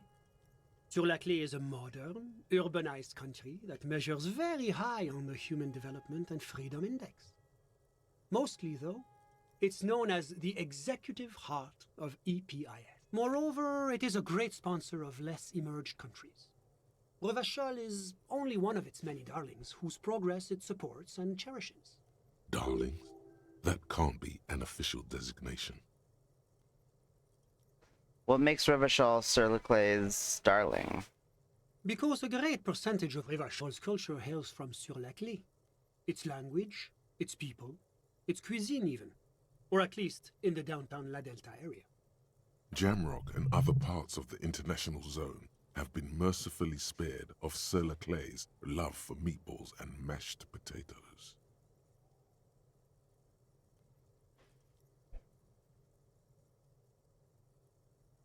Oranje is an exemplary nation who, as a core member of EPIS, contributes 28% of our annual budget. Next to Sur-la-Clé, Oranje is probably the most prominent member of the international community. Which one of them is more As EPI? founding members, they are both very EPIS. Oranje carries a lot of political weight, while Sur-la-Clé takes care of the business side of things. Sur-la-Clé hosts the headquarters of the major EPIS institutions. Okay, but outside of EPIS, what is Oranje? Oranje's economy is one of the most advanced in the world. It has successfully transitioned from heavy industry to advanced services and generally acts as an engine for sustainable change in the I international also community. But that didn't tell you anything about Oranje. Can't you just talk like a normal About what? person? About Oranje, just tell me what it's like Oh, there. It's very urban and very well organized. Their streets are clean, their horse cars run on time, the people are polite and efficient. Like I said, they are an example for less emerged nations to follow. Let's see It's if the I International can. Organization for Moralists. They are more nefarious. But of course, because moralists believe in a normal, stable world governed by democratic values. Me? You've managed. I'm a lieutenant. A very The lieutenant is practiced in the art of putting on a show. Martinez? No. Revachol is generally, but they are working towards it. I We're all really doing wanted to do very this well one. here, relatively speaking. Like every time I'm talking to people, I'm choosing option D.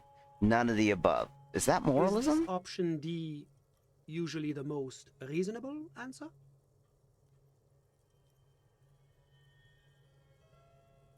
Yes.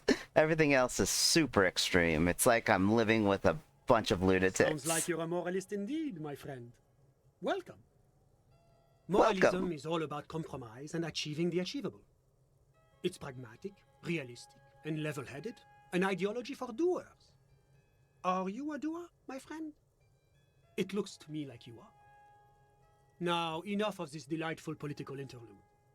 Was there anything else you wanted to Enough. Wait. Okay, but what are you doing here in this apartment? Well, I'm renovating it. It is an interesting project. The building used to be a 12-story skyscraper before the cannons took the top 4 stories off. This, of course, happened when the coalition forces landed here. You could say I'm undoing some of the material damage the international community caused when we arrived here. Enough business. Let's talk Whatever about you something. wish, officer. Can you tell me about your friend? My friend. My friend is a good young man. His family immigrated here from Kedra, and life has not been easy for him. But he understands the importance of education. He has taken his future into his own hands, and that's all that matters. What's Kedra? Kedra is a candidate member of Kedrai. APS. But, between you and me, their potential membership is a more contentious issue. What do you mean? That it's never going to happen. They entered negotiations in 21, and it's been pending ever since. What's this?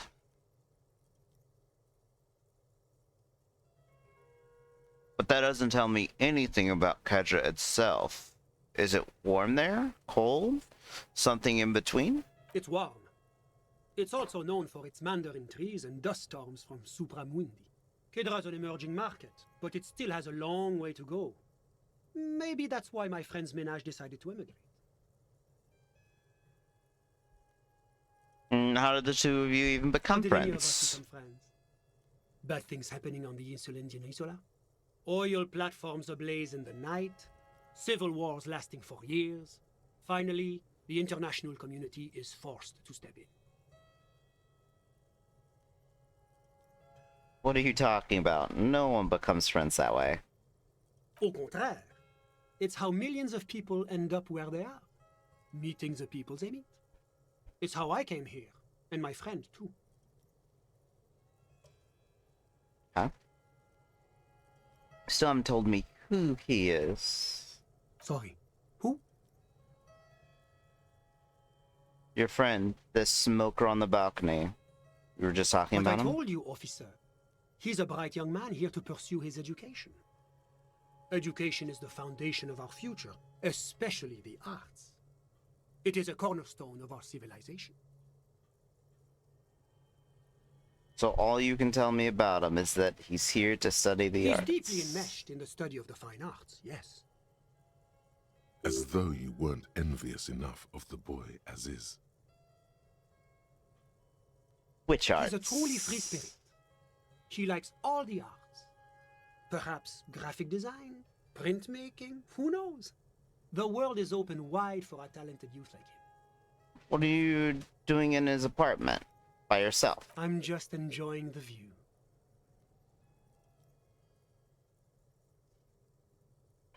What view? It's dark outside. Listen, A baby is crying in the neighboring apartment.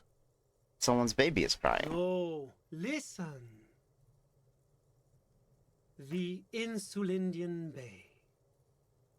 What about it? This place used to be a luxury accommodation before the revolution. Apartments, of course, were much bigger then. A few walls have been added here and there, leaving some of the tenants without a private bathroom or a kitchen. But the million real view stays. You can't take that away. I was asking about My your friend. friend comes and goes. I'm sure you'll see him around. He's a busy bee. He's a busy bee. A busy bee? What an odd choice of words. I had something else in mind. I'm all ears, officer. You actually witnessed the I'm lynching? sorry to say I did, officer.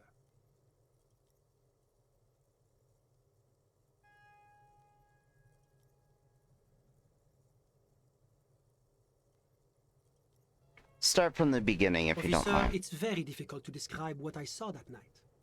It was so surreal to me, like in a play. He holds out his hands and blossoms his fingers, like a drama teacher setting the scene. What do you mean, like in a play? It was just so strange. I could barely comprehend what was happening.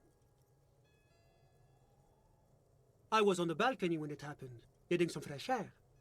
I remember that first they came in, carrying what looked like a body. And then I saw all the surrounding windows go dead, one by one.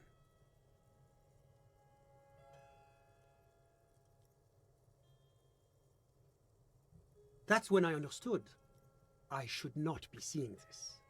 Weird. So everyone was seeing it. Sounds like And they the pretended victim like they was didn't. unconscious, or at least incapacitated.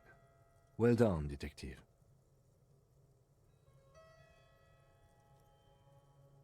Who were they? Can you describe them? I couldn't see their faces well, and there were quite a few of them.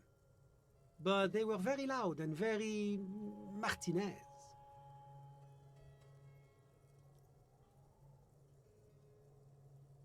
Let's just say that the laboring classes can get rather expressive with their profanities. How many of them were there? I couldn't tell you exactly. Less than 10. Maybe 8? The All tracking lieutenant so far. sends you a sharp look at the mention of that number. Were any of them huge? Like 200 kilo huge? That's a giant you're describing. No, they were all quite human, as far as I could tell. What I happened went back next? inside. Were you able to see anything from inside? Officer, the yard was pitch black. There was nothing to see, but I could still hear their voices. They were threatening to kill that poor man. Were they men, women? All men, I presume. But again, I couldn't see very clearly. But we are fairly certain the lady driver was present. Are you sure at least one of them wasn't a woman? It's possible, officer, but I cannot say with certainty. It was very dark, you must remember. What ethnicity were they? I believe they were mostly white, though I believe I saw 2 Areopagites among them. And I am quite certain that one spoke with a Mesk accent. What happened next? Well, that's the strangest part, officer. Nothing happened. It was oddly quiet for a public lynching.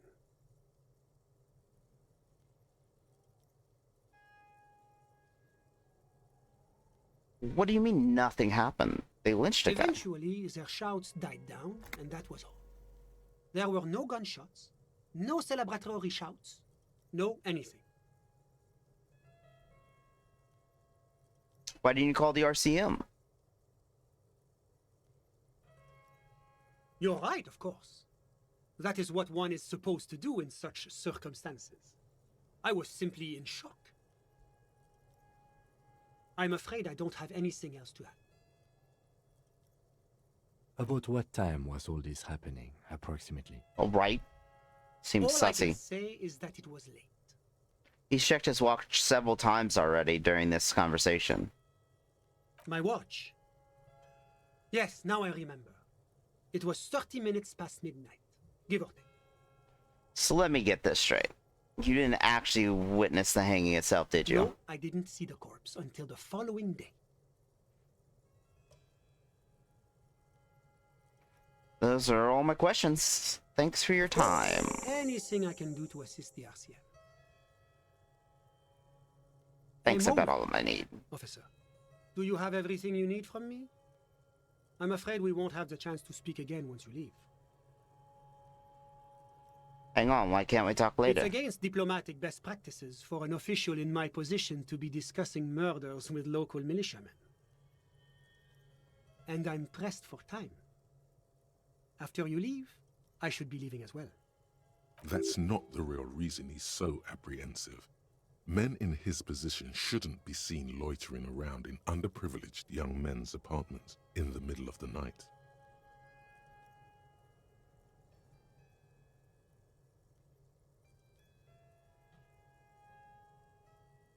I'm not going anywhere. I just want to take a look around in this apartment. Go ahead. It's a beautiful space. Let me know if you have any further questions. Was there anything else? Of course.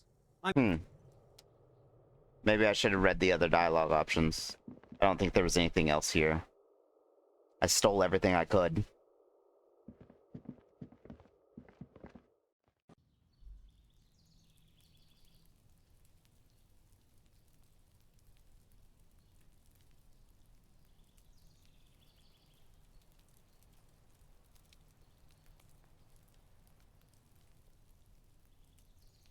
Baby, baby, it's all fine. Hey, hey, hey.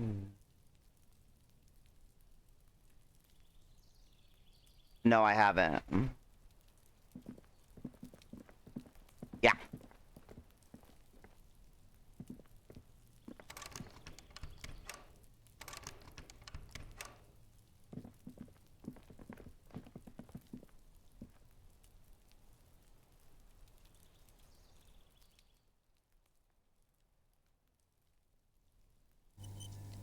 Okay.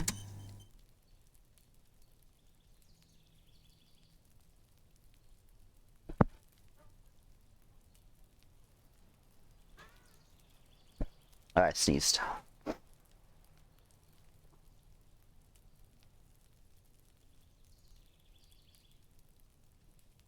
Is this the Achivo you were talking about?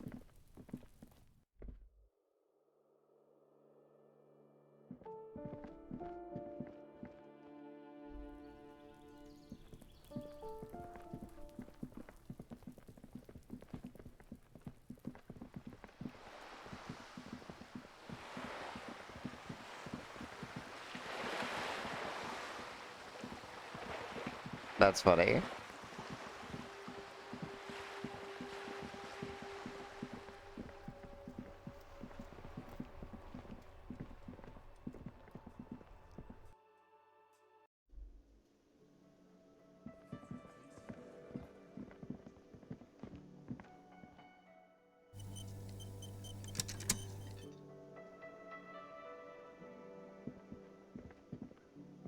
Can I help you? Time for me to sing. About my bill Go for 20 tonight. real. Come on, man. It's late. Do I really have to pay you The again? breath catches in his chest. The light in his eyes snuffs out all at once. After a moment, he speaks. Do you have money tonight? That's not any of your business, Gart. It is, though. Right now, it literally is my business.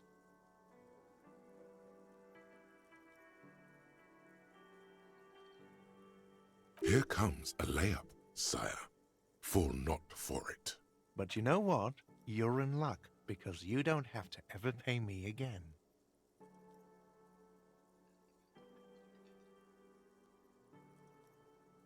That's more like it, Gart. One free room, Sorry, please. I think you misunderstand. Let me explain. I didn't say I'd give you a free room. I just said you don't have to pay me. You don't have to give me any money at all. If you want a room, yes, you'll need to pay me, but you don't have to just give me money. Giving me money for a room is your choice. Wait. I still don't understand. Do I get a free room No, or not? You can choose to give me 20 real for a room, or you can choose not to. I don't care what you decide. This isn't a choice. I have nowhere You else to want a free go. place to sleep? Fine. You've already unlocked your new room. The trash container outside is ready and waiting. The lieutenant is painfully silent. This was your responsibility. I cannot help you now. I am sorry. Well, at least I got a place to sleep tonight, Gart. Wait, is this where I'm supposed to be going or no? Wait, you want me to I sleep don't in the care trash what can you do. outside? Sleep in the trash or pay for a room. I don't care anymore. Well, at least I got a place to sleep tonight. Thank He you, looks Gart. you in the eye. There is silence in the space between you. I don't make the rules. Pay 20 real or sleep in the trash container. It's not up to me. Now, is there anything you wanted? Bye.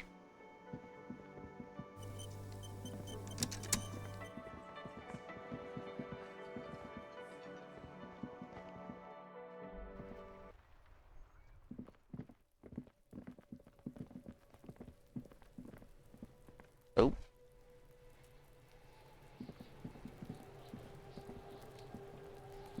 The trash container stands. The smell of rotten food rises to greet you. You see soggy cartons, dirty rags, and organic waste. Time for The smell bed. of rotten food rises up at you as you climb inside the trash container. The lieutenant averts his eyes as you crawl into the trash container. His gaze is focused on something nebulous in the far distance, on nothing in particular.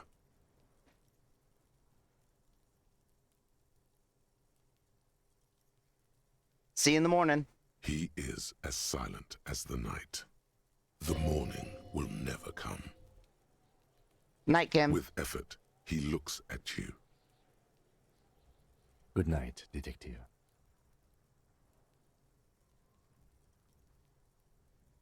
Darkness engulfs you. The stink of rot nearly knocks you out. For a minute, you can smell cigarette smoke wafting in from outside. Then it is gone, and you hear footsteps walking away. This is where you belong. Disgraced cop sleeps in trash. A deranged law Park official cop was or found sleeping hobo? in a trash container behind the whirling in rags. A hostel cafeteria in Martinez. Gart, manager of the establishment, had this to say. He did ask for a free room, and I said no. I don't make the rules of the game. I just play my part. That is... So what I was thinking what would happen... What I was thinking would happen was... the trash folks would come and pick it up, scoop it up.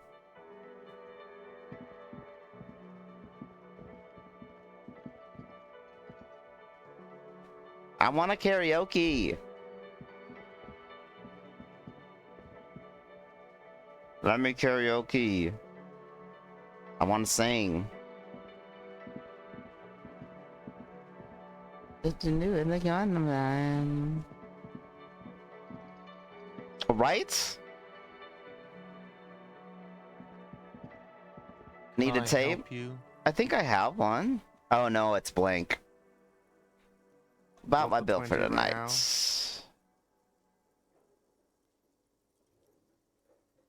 Good. You got the room for the night, but remember, you'll need another 20 real tomorrow.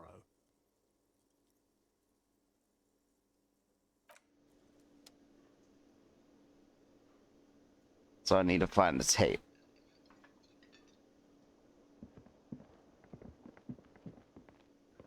So I have to put Kim to bed and then I can come back down and talk to Lena.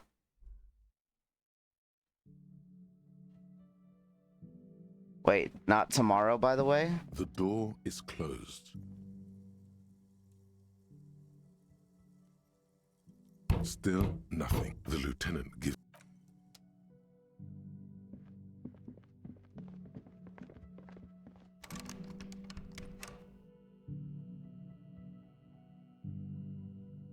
Yes? Sherry baby, Sherry. Sherry baby, Sherry. Sherry baby. Sherry baby.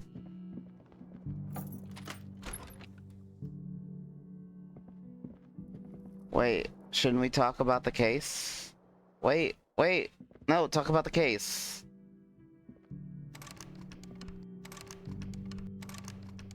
Ah, we didn't debrief. I like to debrief. Can we only debrief on the first one? Ah, that's lame. Yeah, I'm trying. It won't let me knock.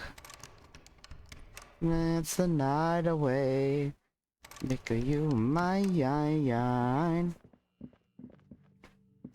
it won't let me knock.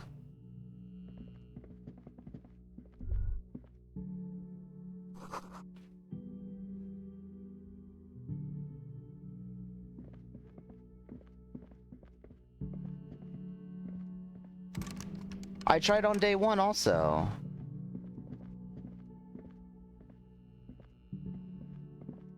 Oh, The door is closed. This door can only be opened. Still nothing. Still. This is what I Still had to do to nothing. my friend earlier.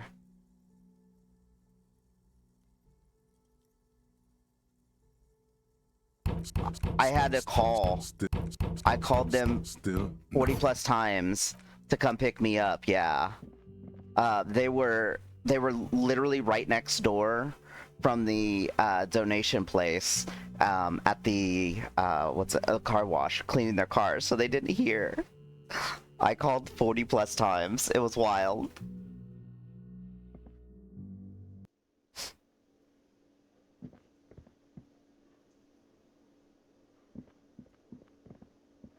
Oh, hello, dear. There you are again. Of course, dear. More Is there a cryptids. particular cryptid that you're interested in learning about? Well, yeah, I even called my original ride, which was my niece, because she's renting my car, which is why I needed the ride, right? But she had already made plans, so I was like, well, I can't interrupt the plans. So I was like, I guess I'll just keep blowing up my friend's phone. So I just kept calling, because I was like, oh, maybe my friend went home, like went back to my place and passed back out. So I was like, well, I gotta wake her up. No. Well, like, I had concern. They went back and went to sleep, you know. What if something bad happened? They wrecked the car, you know. I thought we'd agreed on just one cryptid, sweetie.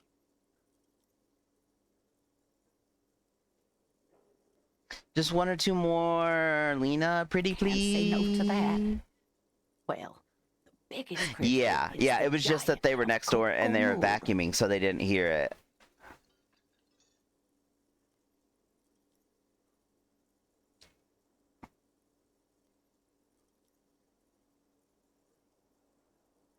Mm-hmm.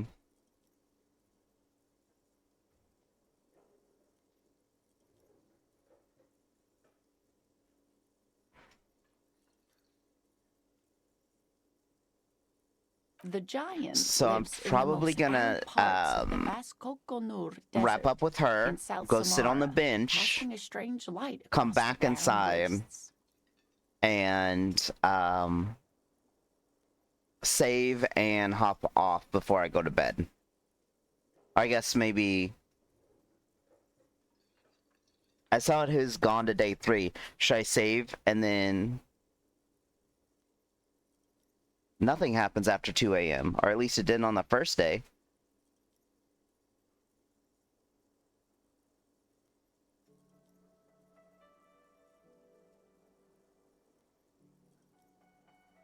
No. I mean, like, should I hop off before I go to bed, or should I go to day 3 and then hop off? Oh, I don't know. I didn't know if anything happened, so I was just gonna go sit on the bench because it said I can't do. Okay, so in before day 3. Yeah, that's what I was asking. Yeah, I didn't know what would happen if I sat on the bench, so I just wanted to go sit on the bench. Oh, okay. Wait, what do you mean a strange light? Mirage or psychogenous luminance.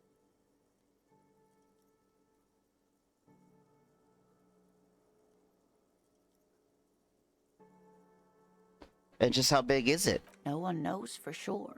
It is like an awful mountain appearing from below the horizon and expanding to cover almost a third of your field of vision. Is it dangerous? The towering luminosity of Kokonur is a bad omen in local folklore. Some say it's a fata morgana, others, fate unimaginable. That's what makes it so peculiar. A species surviving at the very limits of scientific law. The giant of Kokonur must be the largest animal the planet can support. There are limits, you see, to how large a metabolism an ecosystem can beget. Some say a gravity anomaly below the Kokonur desert might allow the creature to grow to these gargantuan sizes. Gravity anomaly? Digging it. Digging this parascientific stuff right here. What's the tiniest cryptid? Cryobacter catlensis. Cryobacter catlensis? Yes, a unicellular bacterium that was discovered in one of the northernmost points of Kotla on the Boreal Plateau by renowned geologist Caitlin Mijanou some 70 years ago. I hope her hubby's okay. What's so special about it? Bacterial colony Mijanou found had remained alive while frozen in ice for longer than anyone could reliably estimate. certainly from before recorded history. Michanu disappeared shortly after injecting herself with the bacteria she had brought back to study, no doubt in hopes of prolonging her own life. Wait, she injected herself with it? Yes, the bacteria had survived in the ice since times immemorial. It is not hard to see where she could have gotten the idea. You mean there's an immortal geologist just wandering the world? Yes, and she's quite mad, too. After she treated herself with the bacteria, she stopped aging, but also became increasingly eccentric and irascible, so that even her oldest friends were forced to pull away. We can assume that she has been living somewhere in the wilderness for decades now, all alone except for the Cryobacter catlensis coursing through her bloodstream. What's the most dangerous The cryptid? gnome of Jeroma. The gnome of Jeroma? That sounds terrifying. Oh, yes. None of its victims survived. Grieving relatives never even found their bodies because the gnome's venom dissolved organic tissue. What did this cryptid look like? It was reportedly a small creature with webbed fingers and a protruding forehead and an ungainly little thing. Quite scary to look at. A couple of campers found it when it was already dying. They heard an odd wailing in the woods and followed the sound.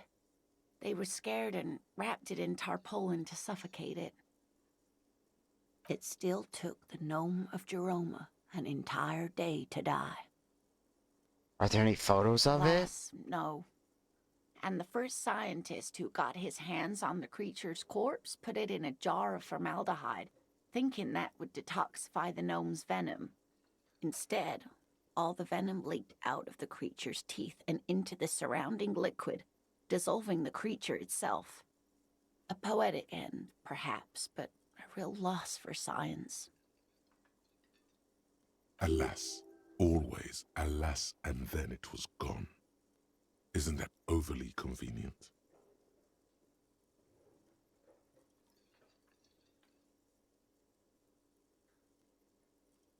Nah, seems perfectly good explanation. Stop being so Sure. skeptical. A perfectly good explanation.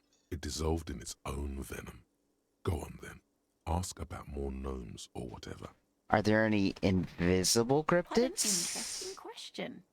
And the answer is yes, there are. What's that? The Col de Mama d'Aqua, or Thin Whisper of Sound.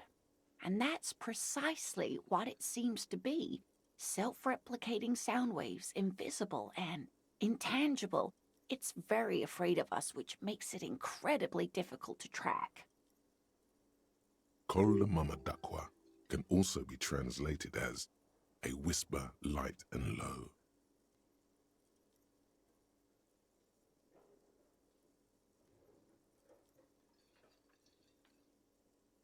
A whisper, light and low. Yes, that's another translation. They're both quite lovely, aren't they? Although the low part is a little ironic. The Col de Mama d'Aqua makes, or rather is, such a high-pitched sound that other animals, including humans, can't hear it. It could be everywhere all of the time, and we wouldn't know. But how can an animal be a sound? Many scientists have asked the same question. Some have claimed that it isn't itself a sound, but a tiny corpuscle that emits sound waves. But there's no evidence to support this theory. Could it be here? Right now? It could be. As I said, it could be everywhere. And we wouldn't know any better. It could be ringing all the days of our lives and nights. What evidence is there of this animal being a sound? Plenty. It's the evidence that led to its discovery. In the 20s, a group of Areopagite ornithologists, that is, scientists who study birds, were trying out a new recording technology for capturing sounds outside the range of human hearing. When Lena is playing back sweet. recordings they had made in the foothills of the Ea mountain range, they noticed certain anomalies. Patterns that seemed random at first, but on closer examination were consistent with the waveforms of songbirds. I'm a nod eagerly. Scientists soon discovered they could track and even predict what appeared to be feeding, mating, and migration patterns based on sound waves in a strictly delimited range of ultrasonic frequencies, even higher than those of the highest-pitched bat calls. They realized that they had discovered a new species and called it the Col de Mamadaqua, after the Paracanassian name for the voice of God, which is said to be very silent. Go on. They grew quite obsessed with these little birds. Even though they couldn't see them, they could distinguish among individual birds and even began to name some of them. Name them? Sequester, Time, Joscan. Those are but some of the Mamadaqua they followed individually. Why is the Mamadaqua so afraid of us? That is a sad story. A group of university students assisting with the field work in their enthusiasm for the project, and no doubt because they were preoccupied with impressing their professors, nearly drove it to extinction. They Extinction? tried to communicate with it and had no other means but sound. So they started sending out sound waves at frequencies they thought might match the Mamadaquas. And what happens when a sound wave meets another sound wave of the same frequency, dear? Psst. They cancel each other out. Psst. They cancel each other out? Exactly. And these tests were performed so recklessly that when they happened upon the right frequency, well, they wiped out most of the population. After that, the corpuscle appears to have migrated elsewhere. There have been recordings of anomalies similar to those spotted in Ea, but they've been few and far between. It's impossible to confirm the presence of any stable Col de Mamadaqua population anywhere. Interesting. What about... what? Man, I just can't I'm get glad enough you about like them. cryptids. But I'm not really one to tell you about all of them. You should ask my husband if you get the chance. He's the real expert. That's all for now. Thank you, ma'am.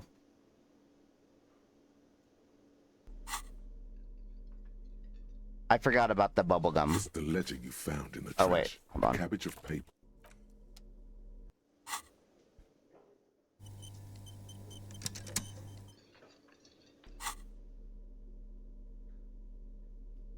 It's the ledger I you saved. found in the trash. A cabbage of papers hanging from the board, with the permeables drawn. Without resistance or sound, the two panels move against each other. The compartment is now open. Inside, you see 2 ticket stubs and a handmade postcard. Wait. Do I just do this?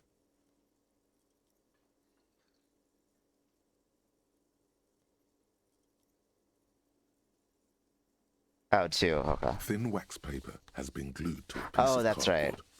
Open Sounds it. like familiar handwriting lines the inside of the card. Looped, round letters in a woman's hand. A young woman in her 20s. There is care, effort, and a smile, you think. Although that is not something you can read from someone's handwriting. Harry, it begins. You're already reading. I wanted to write you a letter so you can read it when you wake up. Maybe it will make you happy. Throw it away, please. But it'll make me happy. Outside, you hear the wind howl. A sudden gale blows in from Martinez, flapping street signs and window blinds. Come outside.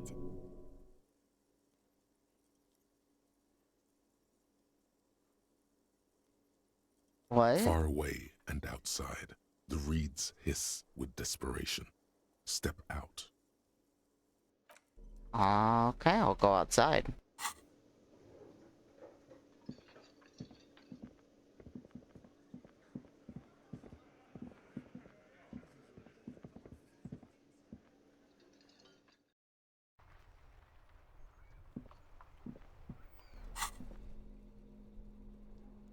The ledger you found in the trash, a cabbage of papers hanging from the board.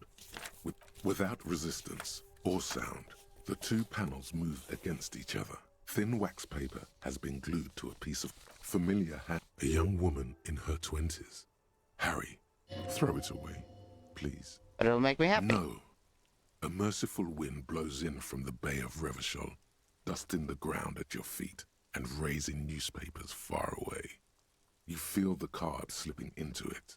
Now that you're out, let go. What was that? Frisson covers your entire body. A feeling of cold, a persistent chill.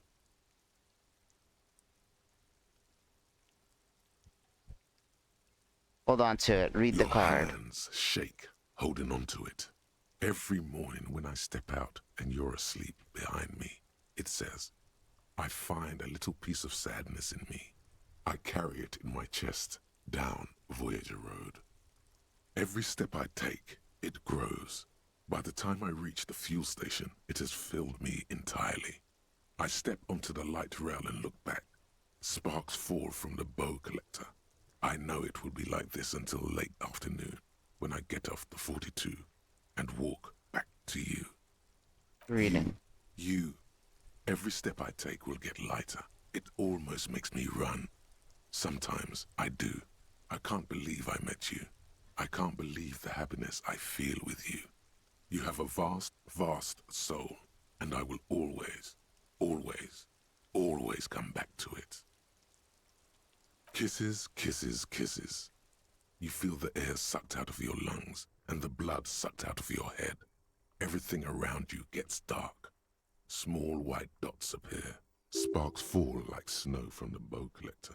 A streetcar distancing.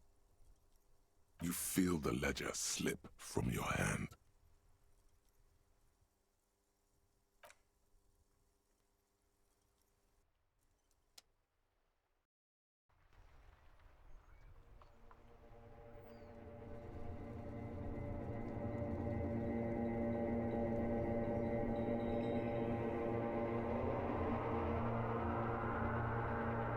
The game instead of death.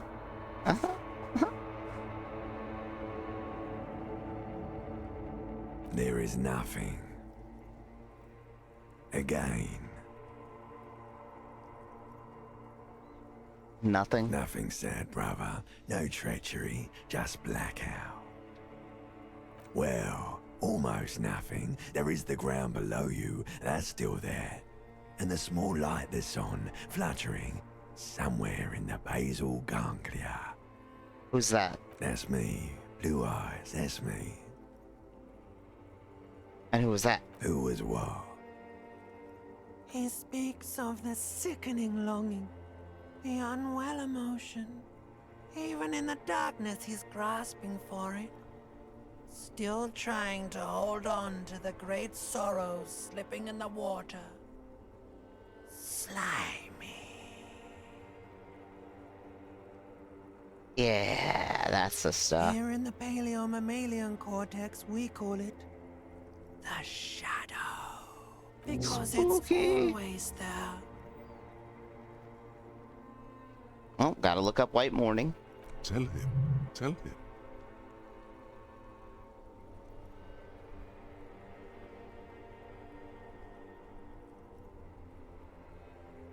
Ah, yes. In the old factory system, they call it the apricot chewing gum scented one. It's unhealthy of them to linger on it so. But as they say, what do you do? Wild, it gives you another 20% zoom out distance.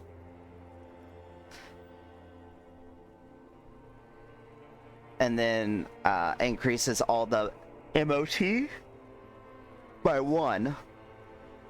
Wait, I need more zoom out distance? Smelled so nice. It didn't smell nice. It smelled like betrayal. Was that the X something? Bloated corpse of the past resurfacing. No, it was beautiful. Beautiful. Believe me, me, stupid ape. Its lack of beauty was not the problem. Where is Voyager There is Road? no Voyager Road. There are no roads, no houses, no lights in the windows. It's all on pause. So my name appears to be Harry. Your name is fuck all. It certainly ain't Harry. Then what is it? Your name is passed out on the ground, dragged around by one of the other evil apes. They're taking you somewhere. There's something about a boat collector Yeah, too? man. What was that about? Oh, boat collector. Well, there's another thought. Let's see what that is.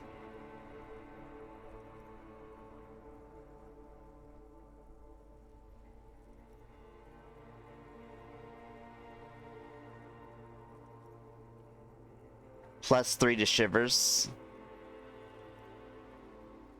Enough. You think they would let you? Until you disintegrate into biomolecules? No. Someone is breathing on your face now, inspecting your pupils, stupid idiot. What is that? It's cold. Yes, they're pouring something on you. It's in you. And It's delicious. Glowing lights on a dashboard emerge out of nothingness.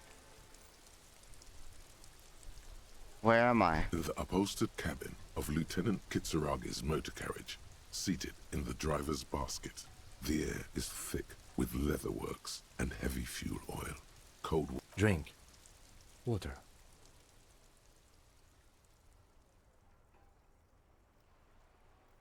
You're back? No drink. The water is cold, silvery, the stuff of life itself, as it pours down your parched throat. The pounding in your... Drink. You haven't drunk water in 2 days. Did you know the human body is not made to survive on alcohol alone? You need a secondary form of hydration. With greedy gulps, you down half a liter of cold water. Some of it spills on the driver's seat. The lieutenant pays no heed to it. Right? Kim coming in for the win. What happened?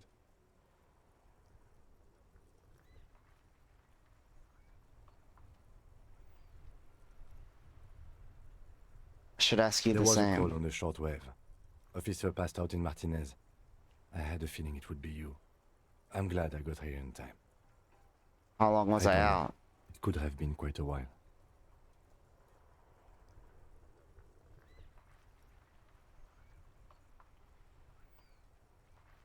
Came in contact with the burnt out ruins of the past, That does Lieutenant. sometimes happen.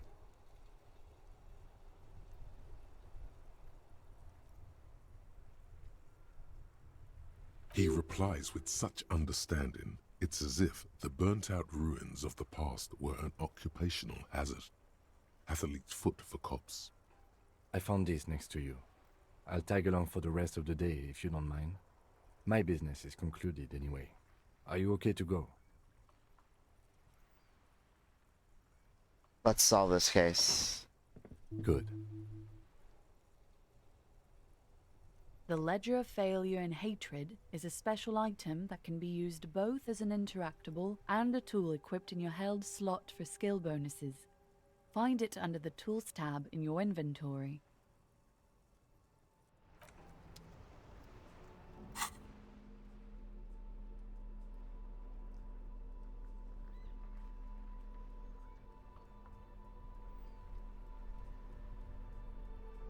Its name completely changes, yeah.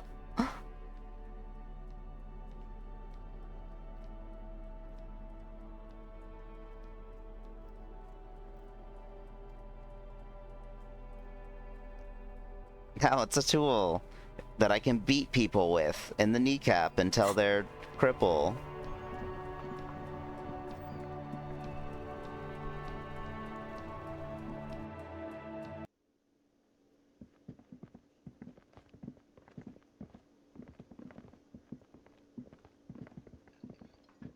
They're gone.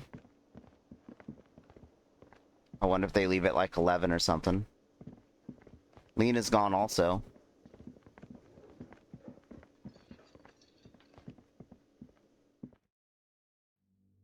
Oh gosh.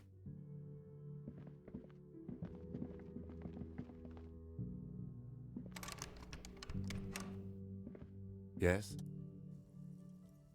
Tell me about What the do you case want to again. know?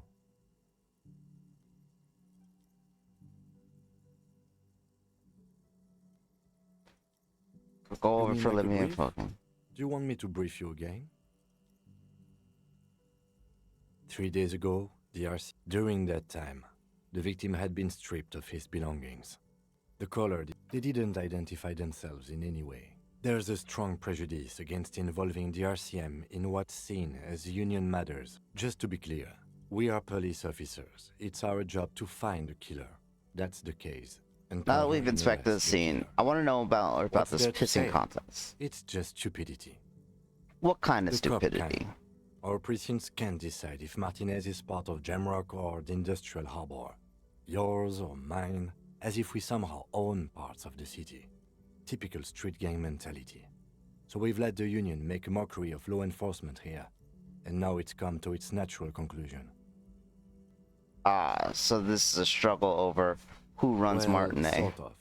It's less a matter of who gets to police Martinez than who has to. It's an orphan district, in other words. I think the dispatch desk just told both our stations about the hanging.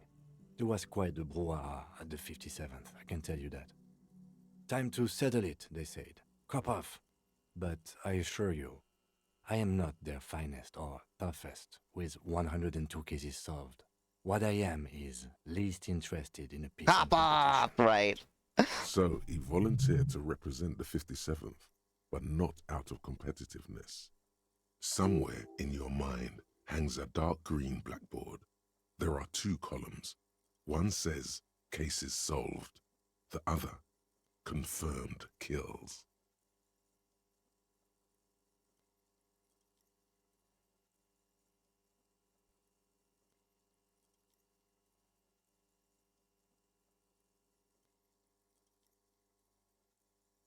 The rows are endless.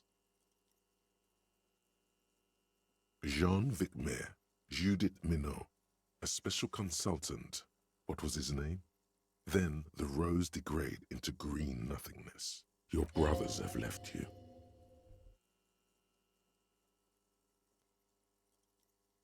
So you volunteered to spoil it? Yes. I am an unrepentant spoilsport. For some reason, I thought you had 104 solved cases. Well, technically. The official record keeper has been known to double count murder-suicides. A common accounting gimmick used to inflate precinct stats.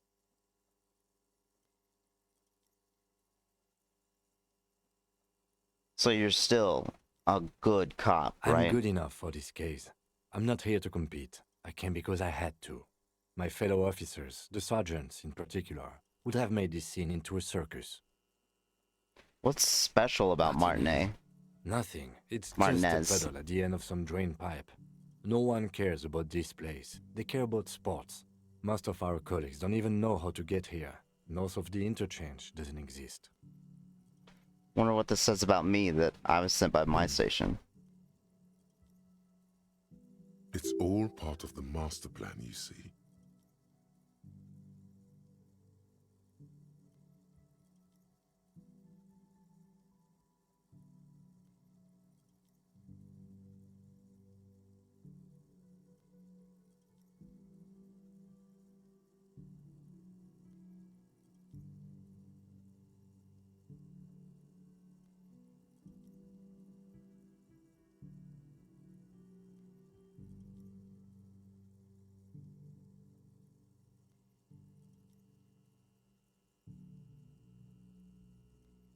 I'm a highly experimental cop, but if I'm right, this is ultra, even by my standards.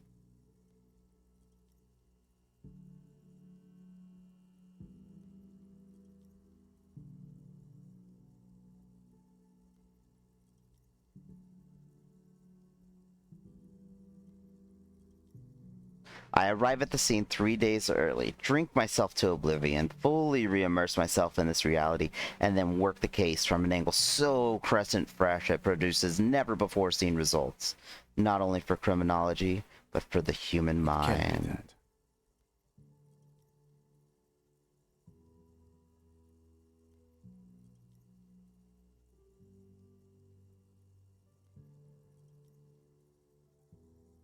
It isn't, but I will prove it I so. hope you do. And he will help. Okay, enough about this competition. Tell me something else It's a then. wholly pointless matter. Forget I ever mentioned it. Sorry, cop.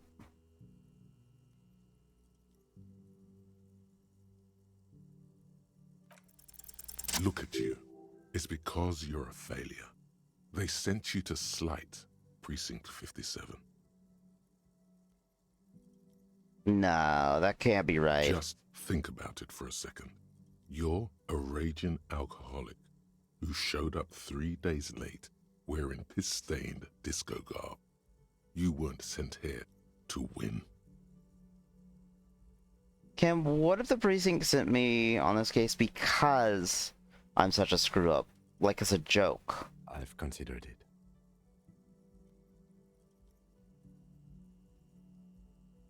But it's not true, right? I don't think I can say one way or another.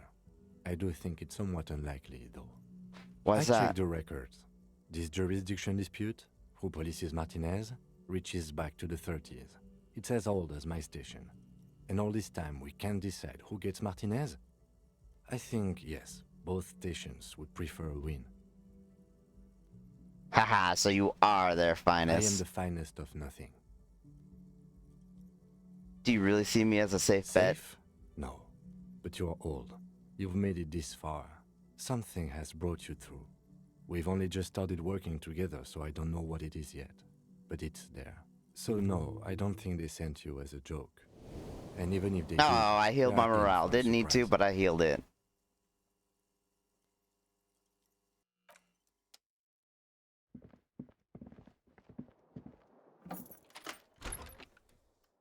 Night.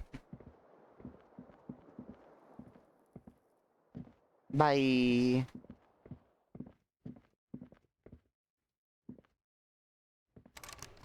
Nope.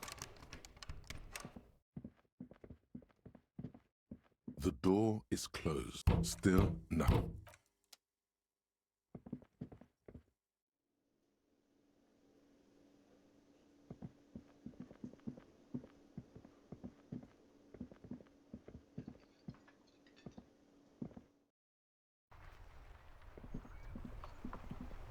I gotta figure out how to do the little elevator in the back to get to the roof, because someone was up on You the sit roof. on the wind-worn wooden planks of the bench.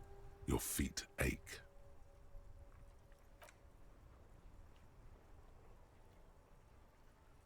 You finally stop picking your nose.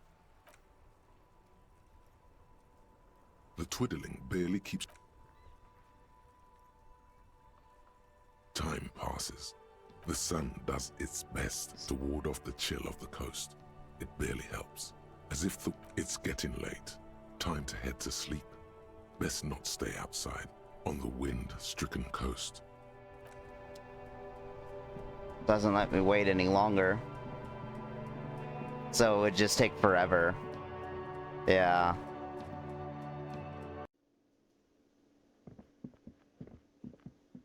I like how, like, the people have cleaned out. Karaoke shut down. Can I help you?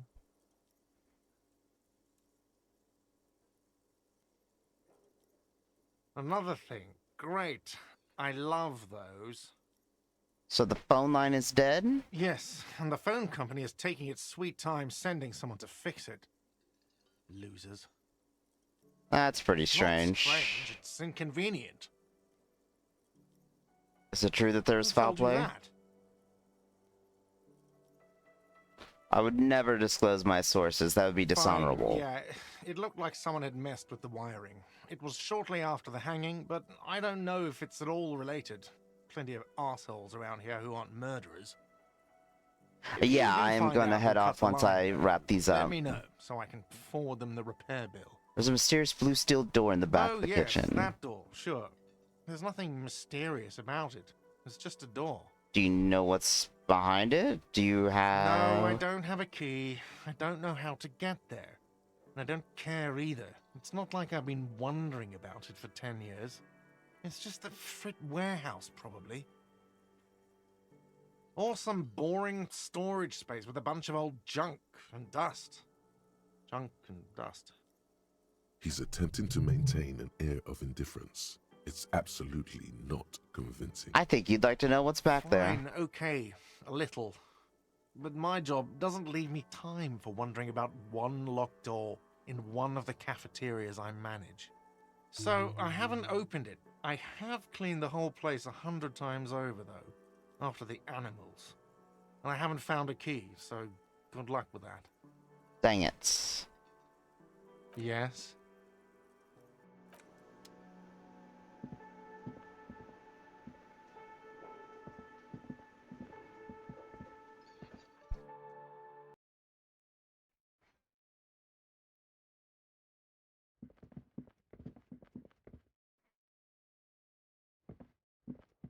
Come in here. I can't take a bath. Oh, I hopefully will. Like I said, I have to shower. Probably have a bite to eat and head to... Probably not head to bed, but like get in bed. Probably read. I don't know though. We'll see.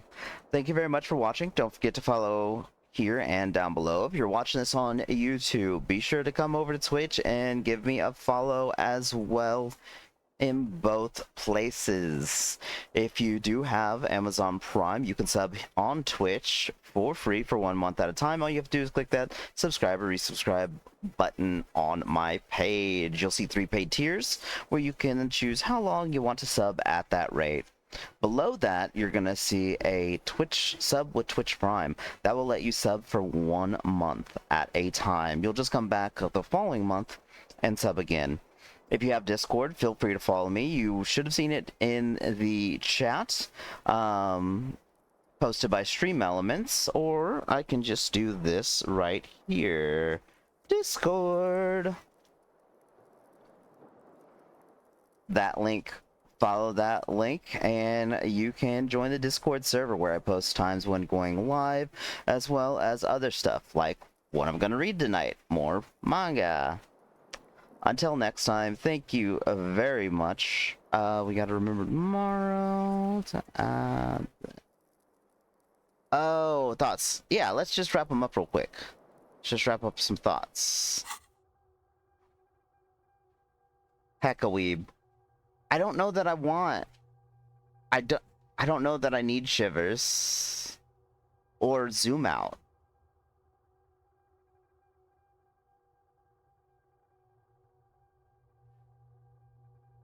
Like, is there something that I need to zoom out further for?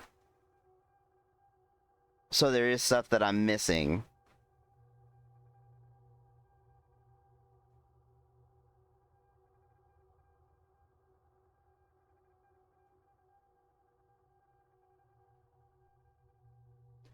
Got you. And that was White Morning? Was that right?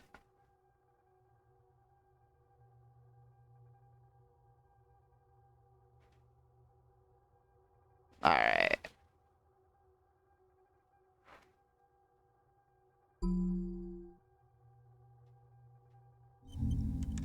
Boom.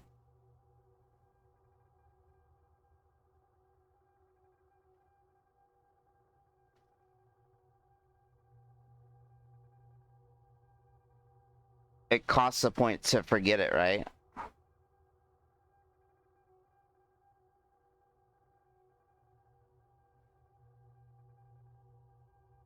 Yeah.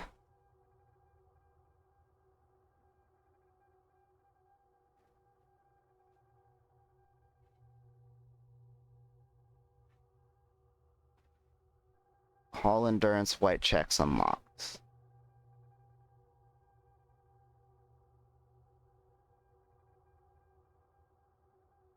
Yeah, I'll wait just in case. Not that I don't trust you, just in case.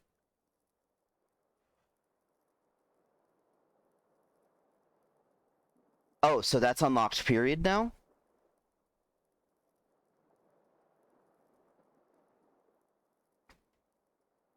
I don't have to keep it equipped?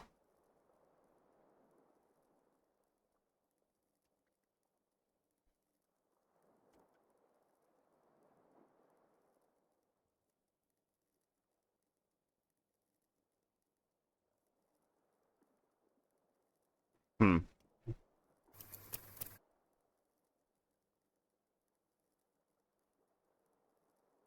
I thought I had to have it equipped to keep that effect.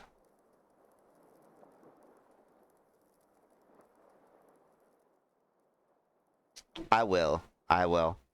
Thank y'all very much, and until next time, bye-bye.